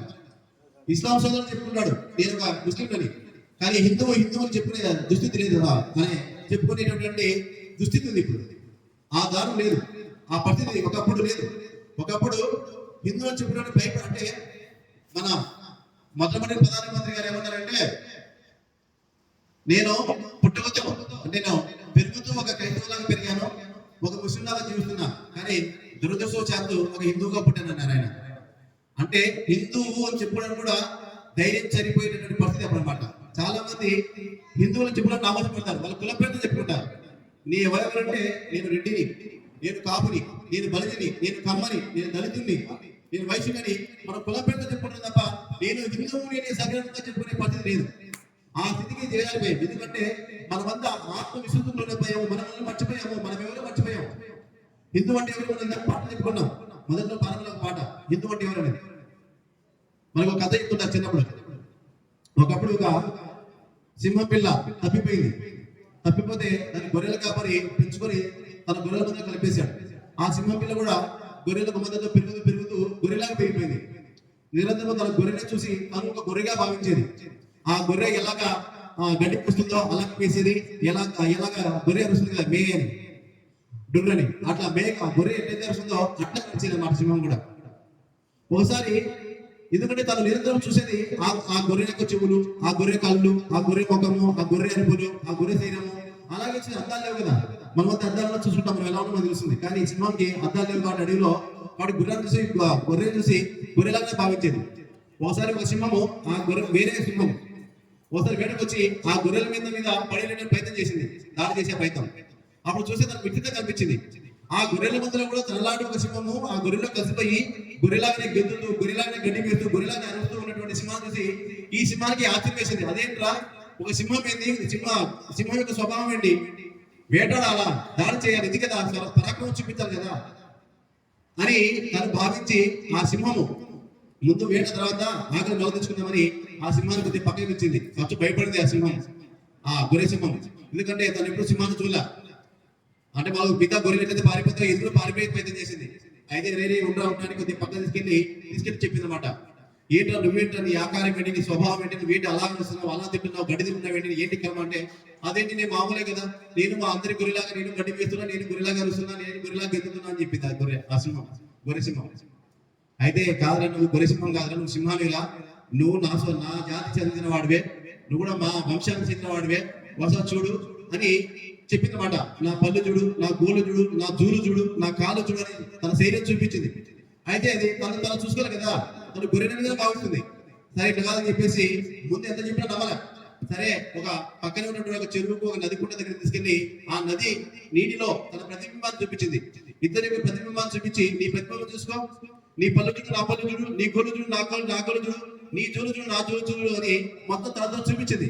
అవునే నేనే ఇందాక ఆ గొర్రెలాగా అంటే తన యొక్క స్వరూపం, ఆ గొర్రె స్వరూపంలో తన కళ్ళలో మెదలో నిశ్చితం అయిపోయింది. అదే అనుకుంది అనమాట. ఎప్పుడైతే చెప్పిన తర్వాత నమ్మింది, ఒకసారి గచ్చిందంటే అప్పుడు గచ్చింది. ఇదే గచ్చిన గొర్రెల మంది దగ్గరికి వెళ్ళి చేయగానే ఆ గొర్రెల్ని పారిపోయి.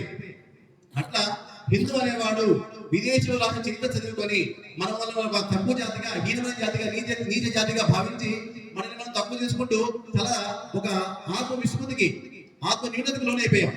అందువల్ల ఈ సమాజం బదలం అయిపోయింది.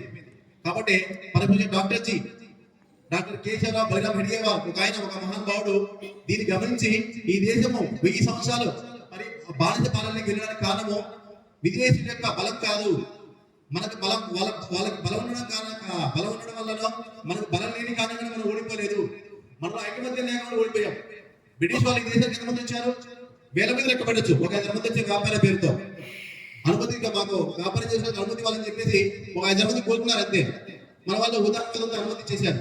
తర్వాత మాకు పనిచేయడానికి సేవలు కావాలి కదా, కాబట్టి సేవలు తెచ్చుకుంటామని ఒక 50 మందో 100 మందో తెచ్చుకున్నారు. ఆ రక్షణ కోసం 10 మంది సైనికులు కావాలన్నారు. ఒక 10 మందో, ఒక 100 మందో 200 మందో తెచ్చుకున్నారు అంతే. అంటే 10ల సంఖ్యలో వేల మీద లెక్క పెట్టేటువంటి సైన్యంతో మనుషులు వచ్చినటువంటి బ్రిటిష్ వాళ్ళు మనలో ఉన్న అనేకత కారణంగా, మనలో ఉన్నటువంటి తక్కువ భావన కారణంగా వాళ్ళు మనలో ఉన్న లోపాలని, కుసంస్కారాన్ని ఆసరాగా తీసుకొని, మనకి ధర్మం పట్ల నిష్ఠ కోల్పోయిన దాన్ని ఆసరాగా తీసుకొని, మనలో ఉన్న లోపాలను ఆసరా తీసుకొని మనలో ఉన్న తగాదాలు పెట్టి వాళ్ళు ఒక రాజ్యం తర్వాత ఒక రాజ్యం, ఒక రాజ్యం తర్వాత ఒక రాజ్యం ఆ విధంగా జయించుకుంటూ యావత్ భారతాన్ని వాళ్ళు ఆక్రమణ చేసుకొని రవి అస్తమించిన సామ్రాజ్యాన్ని ఏర్పాటు చేసే బ్రిటిష్ వాడు. ఇలాగ 10 జాతి అంటే దానికి కారణము మనలో దేశభక్తి, ధర్మం పట్ల నిష్ఠలు కోల్పోయాము. అందువల్ల డాక్టర్జీ గ్రహించి ఈ మనిషిలో అంటే ఈ దేశానికి ఆధారం హిందువు, ఈ దేశానికి మూలం హిందువు, కాబట్టి అటువంటి హిందూ పేర్కొనకపోతే ఈ దేశాన్ని మనం బాగు చేయలేము అని భావించి డాక్టర్జీ 1925లో RSS అనే ఒక గొప్ప సంస్థని, రాష్ట్రీయ స్వయం సేవక సంఘం ఒక సంస్థను ప్రారంభం చేశారు.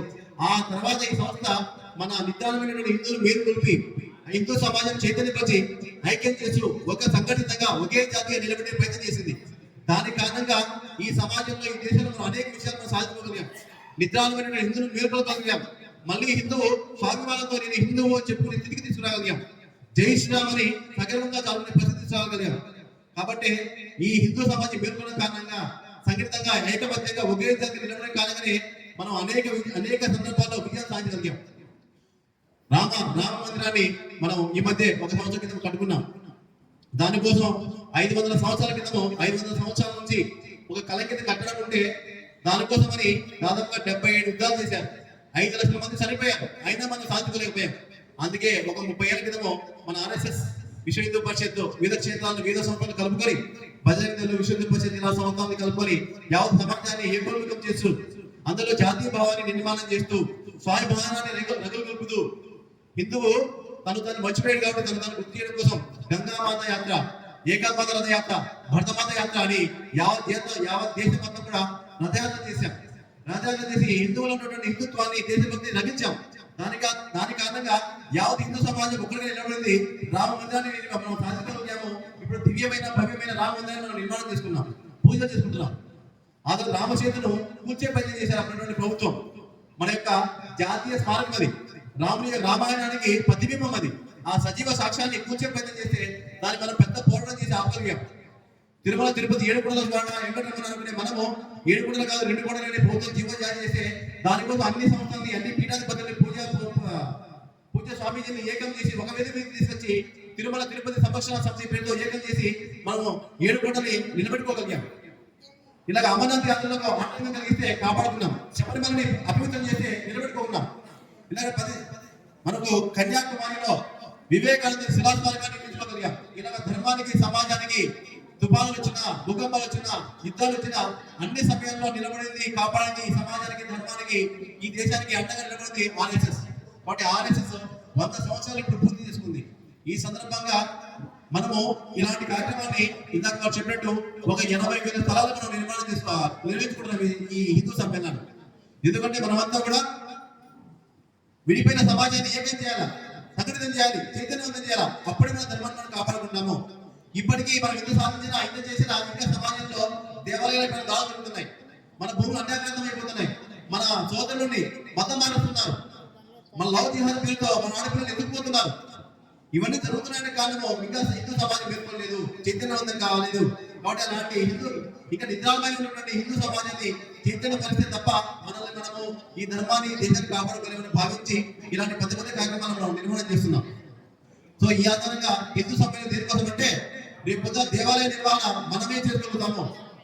ఒక చర్చిని, ఒక మసీదును ప్రభుత్వాలు నియంత్రిస్తున్నాయా, పాలన నిర్వహించుకుంటున్నారా? కానీ దేవాలయాల మీద మాత్రమే ప్రభుత్వాలు ఎందుకు జమాయిసి హిందువులు చేత కదా, మనకు సమర్థత లేదా, మనం నేర్చుకోలేమా? దీనికోసం ఈ హిందూ సమ్మేళనం.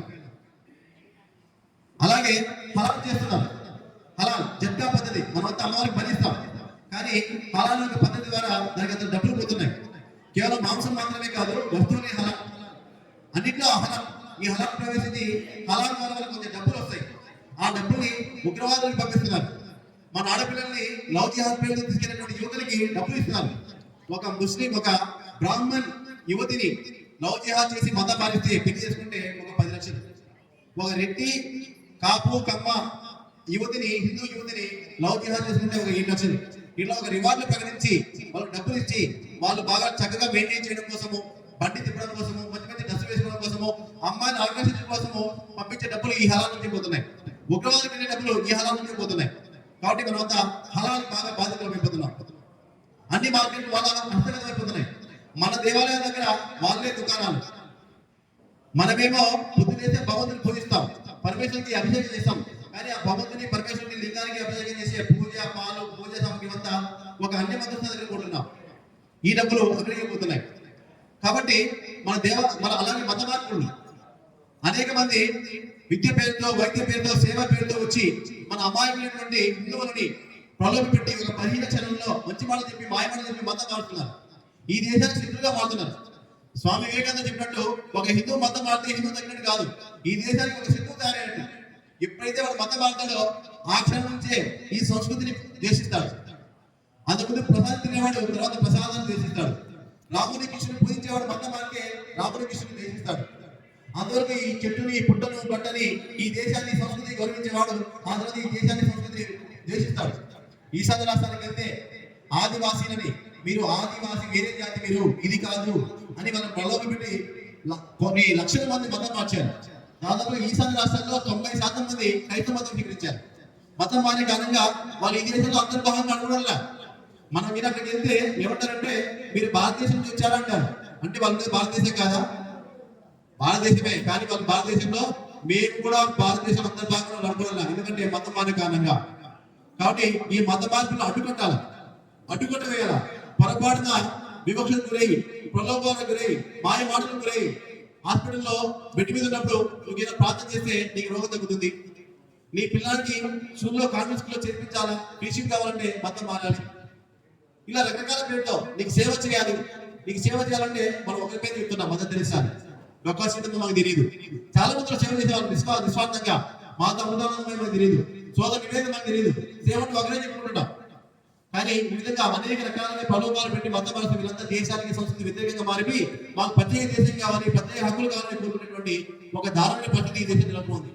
ఇవన్నీ అడ్డుకట్టాలంటే దానికోసం హిందూ సమ్మేళనం, అలా కాకుండా మత మార్పులు అడ్డుకొని మతం మానే వాళ్ళని, మన సోదరుని తిరిగి మళ్ళీ పరామర్శం చెందుతూ మన సోదరులకి స్వాగతించడానికి, మళ్ళీ మనం కలుపుకోవడానికి ఈ హిందూ సమ్మేళనం. కాబట్టి ఈ దేశాన్ని మనం ఎంత ప్రయత్నం చేస్తున్నప్పటికీ ఈ దేశాన్ని విచ్ఛిన్నం చేయాలని 5 రకాల శక్తులు పనిచేస్తున్నాయి. దీన్ని బ్రేకింగ్ ఇండియా ఫోర్సెస్ అంటాం. అంటే భారతీయ విచ్ఛిన్నకర శక్తులని. 5 ఎమ్ములు. ఎం మొదటి ఎం వచ్చేసి ముస్లిమ్స్, మొగలాయిలు. ఈ ముస్లిమ్స్ అన్ని విషయాల్లో లవ్ జిహాద్ కావచ్చు, ల్యాండ్ జిహాద్, ఇంకోటి ఉంది పవిత్ర యుద్ధం జిహాద్, తర్వాత మార్కెట్ జిహాద్, మార్కెట్ అన్ని వాళ్ళవే, జ్యువెలరీ షాపులు వాళ్ళవే, పళ్ళ షాపులు వాళ్ళవే, పూల షాపులు వాళ్ళవే, దానిలో మామూలు ఎవరు ఉండరు. సర్వీస్ జిహాద్, మనకి ప్లంబింగ్ కానీ వైరింగ్ కానీ మనం చేసే చిన్న చిన్న వర్క్స్ అన్ని, మెకానిక్, పంచరు, మన వాళ్ళు ఉంటారు, మొత్తం వాళ్ళ వాళ్ళే.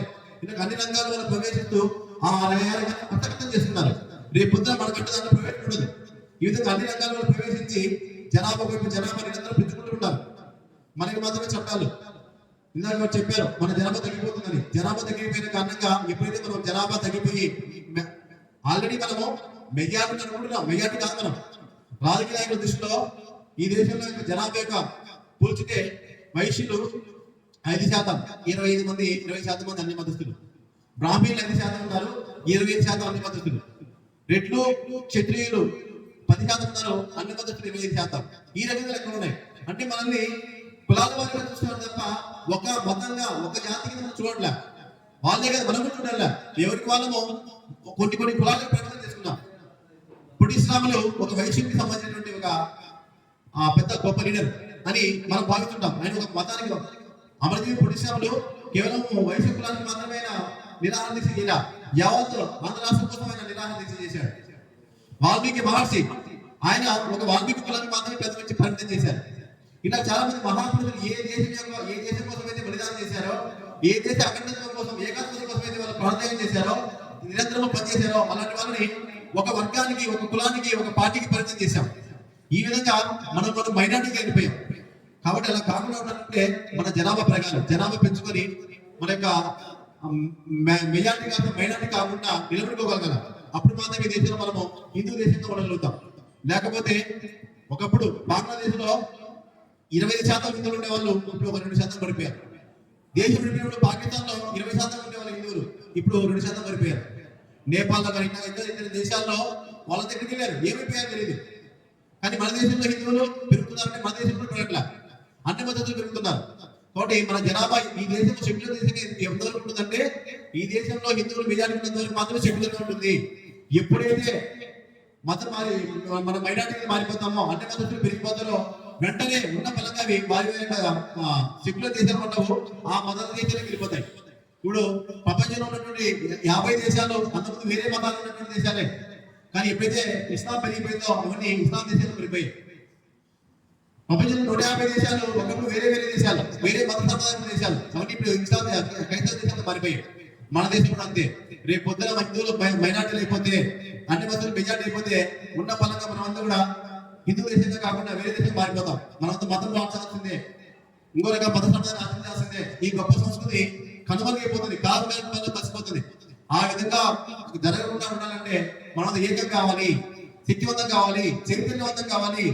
ఈ బ్రేకింగ్ ఇండియా ఫోర్సెస్ ముస్లిమ్స్ ఒకటి ఏమన్నా దాకా 5 రకాల ఉచిత శక్తులు, ముస్లిమ్స్, మిషనరీస్, ఇవే కాన్వెంట్ స్కూల్తో క్రిస్టియన్ మిషనరీస్ అన్నమాట. సేవ పేరుతో, విద్య పేరుతో, తర్వాత ఇలాగా వైద్య పేరుతో, అలాగే చదువు పేరుతో మన సంస్కృతి మన దూరం చేస్తున్నారు. కాన్వెంట్ స్కూల్ వచ్చిన పిల్లలకి వాళ్ళు గోరింటాలు పెట్టుకోకూడదు, పూలు పెట్టుకోకూడదు, గాజులు వేసుకోకూడదు, మన సొంత ఆలోచించకూడదు, అయ్యప్పమానం వేసుకోకూడదు. అయ్యప్పమానం వేస్తే బయట పంపించేస్తారు కాన్వెంట్ స్కూల్లో. నెమ్మదిగా మన సంస్కృతి దూరం చేస్తారు.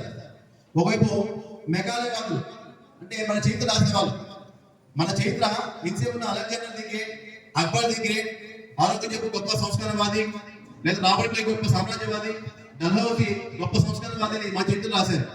అంతేగాని నిజమైన చరిత్ర మనకు అందించట్లా. కొన్ని వేల సంవత్సరాల క్రితమే మెగాస్థెనీస్ కానీ, మార్కో పోలో, తర్వాత హుయాన్ సాంగ్, ఆహ్యాన్, ఇలాంటి వాళ్ళంతా ఈ దేశంలో పర్యటన చేసి, ఈ దేశంలో తిరిగి, ఈ దేశం రత్నగర్భగా, వేదభూమిగా, జ్ఞానభూమిగా, ధర్మభూమిగా కొన్ని గ్రంథాలు రాస్తున్నారు. ఆ చరిత్ర మనకు లేదు. ఈ మెకానిక్ వాళ్ళు రాసినటువంటి కమ్యూనిస్ట్ రాసిన చరిత్రను చదువుకుంటున్నాం. దానివల్ల మనలో ఒక రకమైన ఆత్మీయత భావం వచ్చేసింది. మన పండుగలు నిత్యమైనవి, మన సంస్కారాలు, మన సంస్కృతి, మన ఆచారాలు, మన వ్యవహారాలు ఇవంతా చాలా తక్కువనే భావంలో మనలో ఆ బాధ్యతతో మనల్ని ఇక్కడ నిర్మాణం చేశారు. అందుకే మనం ఇంకా జనరల్ పర్సెంట్ అనుకుంటున్నాం. అసలు ఇండియా అనే పేరే మంది కాదు, మన దేశం పేరు భారతదేశం.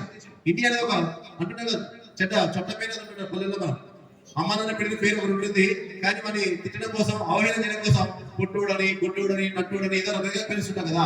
అట్లా బ్రిటిష్ వాళ్ళు పెట్టిన ఒక చట్ట పేరు, ఒక అడ్డ పేరు మనకి ఇండియా. ఇట్లా ఇప్పటికీ మనం దాన్నే ఫాలో అవుతున్నాం. మన పంచాంగం ఉంది. అంటే ఒక 100 సంవత్సరాల తర్వాత ఏ రోజు ఏ గ్రహణం వస్తుంది, ఎన్ని గంటలకు వస్తుందో ఖచ్చితంగా చెప్పలేనటువంటి కాలగణన పంచాంగం ఉంది. ఎప్పుడు సూర్యోదయం అవుతుందో, ఎప్పుడు సూర్యాస్తమయం అవుతుందో ఖచ్చితంగా చెప్పలేనటువంటి ఇంత సైన్స్ అండ్ టెక్నాలజీ కూడా బ్రిటిష్ వాళ్ళకి చేత కాదు. అలాంటి గొప్ప సంస్కృతి ఆంధ్రలో మనం కల్లాపు చదువుతాం, మనం మామిడిలాగా తోనాలు కడతాం, మనం ఐడాకులు ఫోన్ చేస్తాం. ఇదంతా గొప్పదని ప్రపంచం గుర్తిస్తుంది. కానీ ఇదే విషయాన్ని మనం వేల సంవత్సరాల నుంచి పాటిస్తున్నాం. ప్లాస్టిక్ ఒక క్యాన్సర్ లాగా ఈ సమాజం పీడిస్తూ ఉంది. మన యొక్క జీవన విధానం, మన జీవన శైలి ఈ ప్రకృతికి అనుసంధానం అవుతూ, ప్రకృతితో మమేకమవుతూ ఈ చరాచర సృష్టి అన్ని జీవులు కూడా సుఖంగా సంతోషంగా జీవించే ఒక గొప్ప జీవన విధానాన్ని మన ఋషులు మనకి వేల సంవత్సరాల క్రితం అందించారు. దాన్ని మర్చిపోయి మనల్ని మనం తప్పు చేసుకుంటున్నాం. ఈ విధంగా మార్క్సిస్ట్ మెకాలేవాదులు, మార్క్సిజం అంటే అర్బన్ నేషనల్స్ పేరుతో మీడియా రంగంలో హిందుత్వాన్ని, జన విజ్ఞాన వేదిక అనే పేరుతో హిందూ పండుగల్ని, హిందూ మతాన్ని కించబడుతూ తూలనాడుతూ అనేక రకాల విభిన్న విషయాలకు వెళ్ళిపోతున్నారు. ఈ మధ్య మనం చూస్తున్నాం. మేము రావణాసుర వారసులం, I love Ravanasura, I love Karna, I love మహిషాసురుడు, ఐ లవ్ నరకాసురుడు అనే ఒక విచిత్రమైన సంస్కృతి వస్తుంది. రాముడు పూజించారంట, రావణాసురుడు పూజిస్తారు. అమ్మవారిని పూజించారంట, మహిషాసురుడు పూజిస్తారు. కృష్ణుని పూజించారంట, నరకాసురుడు పూజిస్తారు. అంటే ఒక రకంగా మనలో ఒక కన్ఫ్యూజన్ క్రియేట్ చేసే పని ఇదంతా. ఇది ఒక ఆర్య ద్రావిడ సిద్ధాంతం.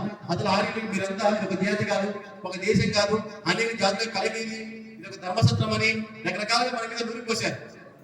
మన దగ్గర నుంచి వలసొచ్చామని ఈ రకంగా మన మీద నిరంతరం దాడి చేస్తుంటారు. కాబట్టి మన హిందుత్వం మీద, మన జాతి మీద, మన ధర్మం మీద చేసే దాడుల్ని తిప్పికొట్టాలంటే మనమంతా వీటి మీద జాగ్రత్తతో ఉండాలి, తెలుసుకోవాలి, చైతన్యం కావాలి, మన హిందూ సోదరు తెలియజెప్పాలి. అప్పుడు మాత్రమే ఈ ధర్మాన్ని, దేశాన్ని మనం కాపాడుకోగలుగుతాము. అందుకోసమే ఈ హిందూ సమ్మేళనం. కాబట్టి ఆ దిశగా మనమంతా ప్రయత్నం చేస్తామని, రాబోయే కాలంలో హిందుత్వం కోసం, దేశం కోసం పనిచేయాలని మీ అందరూ మనస్ఫూర్తిగా ప్రార్థిస్తున్నాను. దాంతో పాటుగా చిత్తూరులో ఒక మాట చెప్తాను. మీరు, నేను, మనమంతా చేసే కార్యం ఒకటి ఉంది. అదే ధర్మ సంరక్షణ. ఈ ధర్మ సంరక్షణ కోసమే కృష్ణుడు, శ్రీకృష్ణుడు చెప్పారు ఇందాక యథాహి ధర్మస్య అని చెప్పేసి గీతలో చెప్పాడు. ఆ ధర్మం కోసం సాక్షాత్తు దేవుడు 10 అవతారాలు ఎత్తాడు దేశం మీద, ఈ గడ్డ మీద, ధర్మం కోసం. అలాంటి గడ్డ మీద పుట్టిన అందరికీ ఆ బాధ్యత ఉంది. ఒకసారి రామాయణంలో యుద్ధకాండలో రామరాజు యొక్క కొడుకు మేఘనాథుడు ఈ నాగాసం వదిలితే దానికంతా ముంచిపోతాడు. రాముడు, కృష్ణుడు, సకల చరాచర మానవజాతంతా కూడా. ఆ సమయంలో వేడుకుంటే గరుత్మంతుడు ఎందుకంటే రామచంద్రమూర్తి ముందు అవతారం శ్రీ మహావిష్ణువు కాబట్టి ఆయన వాహనంగా వచ్చి వెంటనే నరావతారంలో ఉన్నటువంటి రామచంద్రమూర్తికి, లక్ష్మణమూర్తికి ఉన్నటువంటి నాగబంధాలను తొలగించి నాగ భాష దూరం చేసేది కొద్దిగా మేలుకునే విధంగా, మళ్ళీ జీవం పోసుకునే విధంగా చేస్తామట. దాంతో కొంతకి కొంచెం అహంకారం, కొంత గర్వం వచ్చేస్తుంది. అంటే నేనే రాముని, లక్ష్మణ్ని కాపాడాను, మొత్తం వానర జాతిని కాపాడాను, నన్ను అయోధ్యలో ఉన్నటువంటి వాళ్ళందరూ కూడా అయోధ్య ప్రజలను కాపాడబడ్డారు. కాబట్టి కొంచెం గర్వం వస్తే ఆయన నేను చాలా గొప్పనే కదా అని తెలుసుకోవడం కోసము నాకంటే గొప్పవాడు ఎవరున్నాడు తెలుసుకుందామని చెప్పేసి బ్రహ్మ దగ్గరికి వెళ్తాడు. ఆ బ్రహ్మగారు చెప్పండి నాకంటే గొప్పవాడు ఎవరు ఉన్నారని.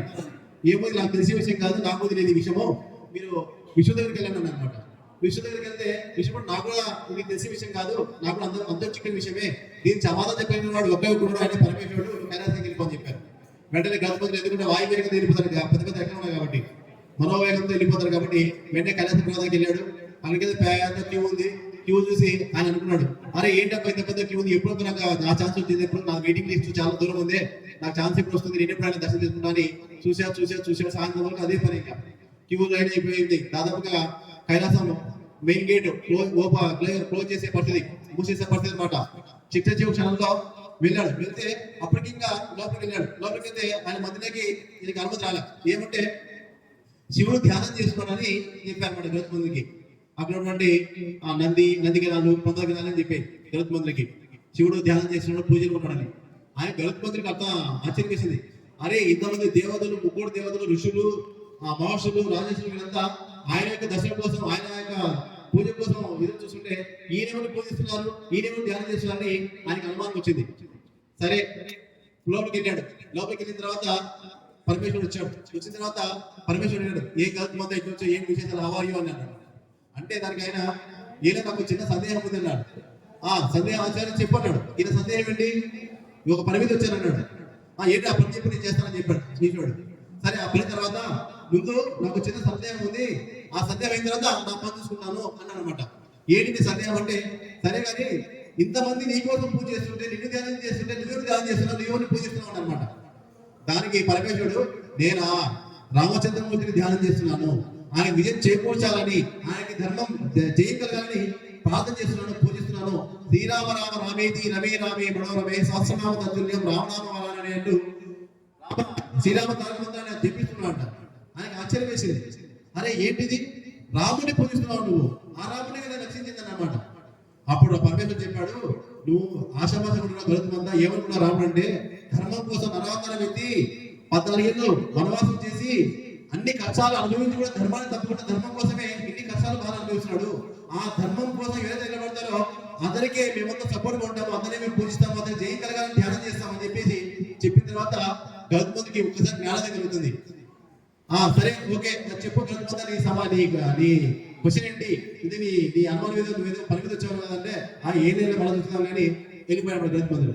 కాబట్టి ఎవరైతే ధర్మం కోసం పనిచేస్తారో వాళ్ళకి ఆ భగవంతుడు కానీ ఆ ప్రకృతి కానీ అండగా ఉంటుంది, కాపాడుకుంటుంది, సంరక్షిస్తుంది. కాబట్టి ఆ ధర్మ సంరక్షణలో మనంతా వివేకం కావాలా, మనంతా భాగస్వాములు కావాలి.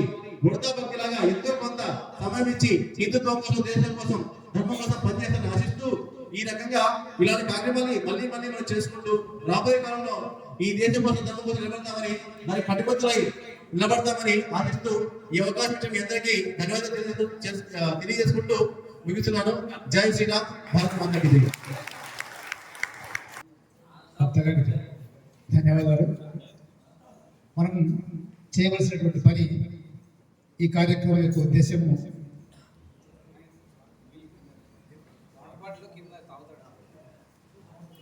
మనం చేయాల్సిన ఈ యొక్క కార్యక్రమం యొక్క ఉద్దేశము, మన గ్రామాల్లోకి వెళ్ళిన తర్వాత మనకు తెలిసినటువంటి సమాచారాన్ని, అంటే హిందూ ధర్మం మీద జరిగేటువంటి దాడులు ఏవైతే ఉన్నాయో మనకు తెలిసి మన మనసులో దాన్ని పెట్టుకోకుండా మనకు తెలిసినటువంటి వాళ్ళందరూ కూడా మనం తెలియజెప్పాలి.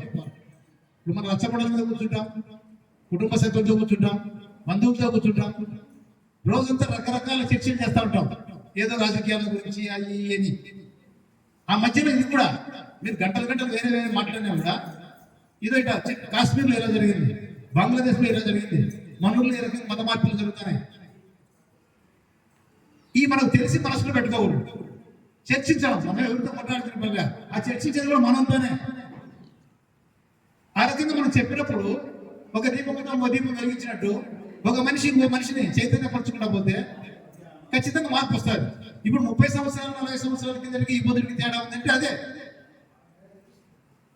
కానీ రావాల్సినది రాలేక ఇంకా రావాలంటే మనము ఇంకా కొంచెం ఇదే కష్టపడేది కూడా కాదు, కష్టపడదాం అనుకున్నదని కొట్లాడేది కాదు, పక్కన వాళ్ళతో మాట్లాడడం అంతే. తర్వాత ఎవరిని గ్రామాల్లో కొంచెం చేసేవాళ్ళు ఉంటారు కార్యక్రమాలు బాగా, వాళ్ళు నిరుత్సాహపరచకూడదు. మన సమాజమే నిరుత్సాహపరుస్తూ ఉంటుంది. ప్రోత్సహిస్తాం, డబ్బీకపోతే మాటతో ప్రోత్సహిస్తాం చేసేవాళ్ళని.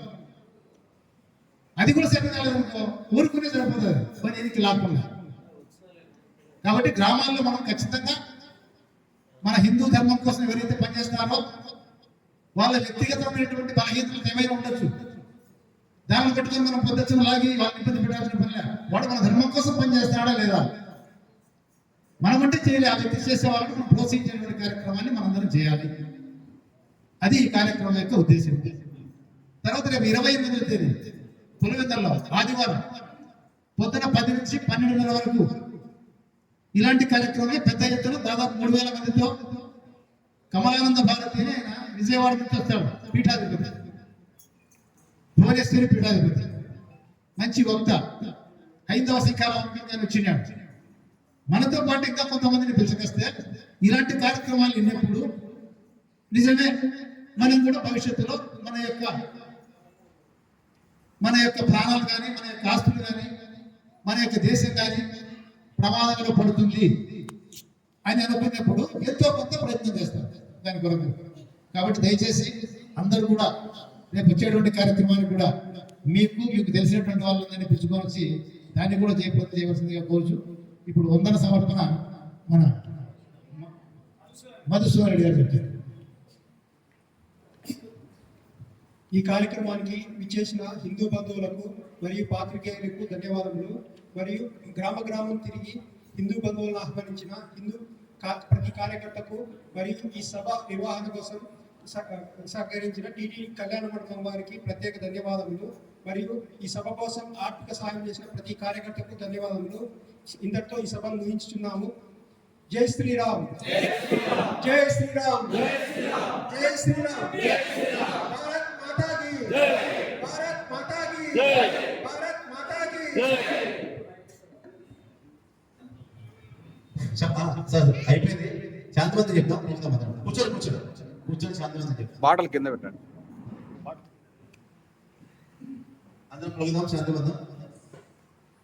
సర్వే భవంతు సుఖినః సర్వే సంతు నిరామయా సర్వే భద్రాణి పశ్యంతు మా కశ్చిత్ దుఃఖభాగ్ భవేత్. ఓం శాంతి శాంతి శాంతి.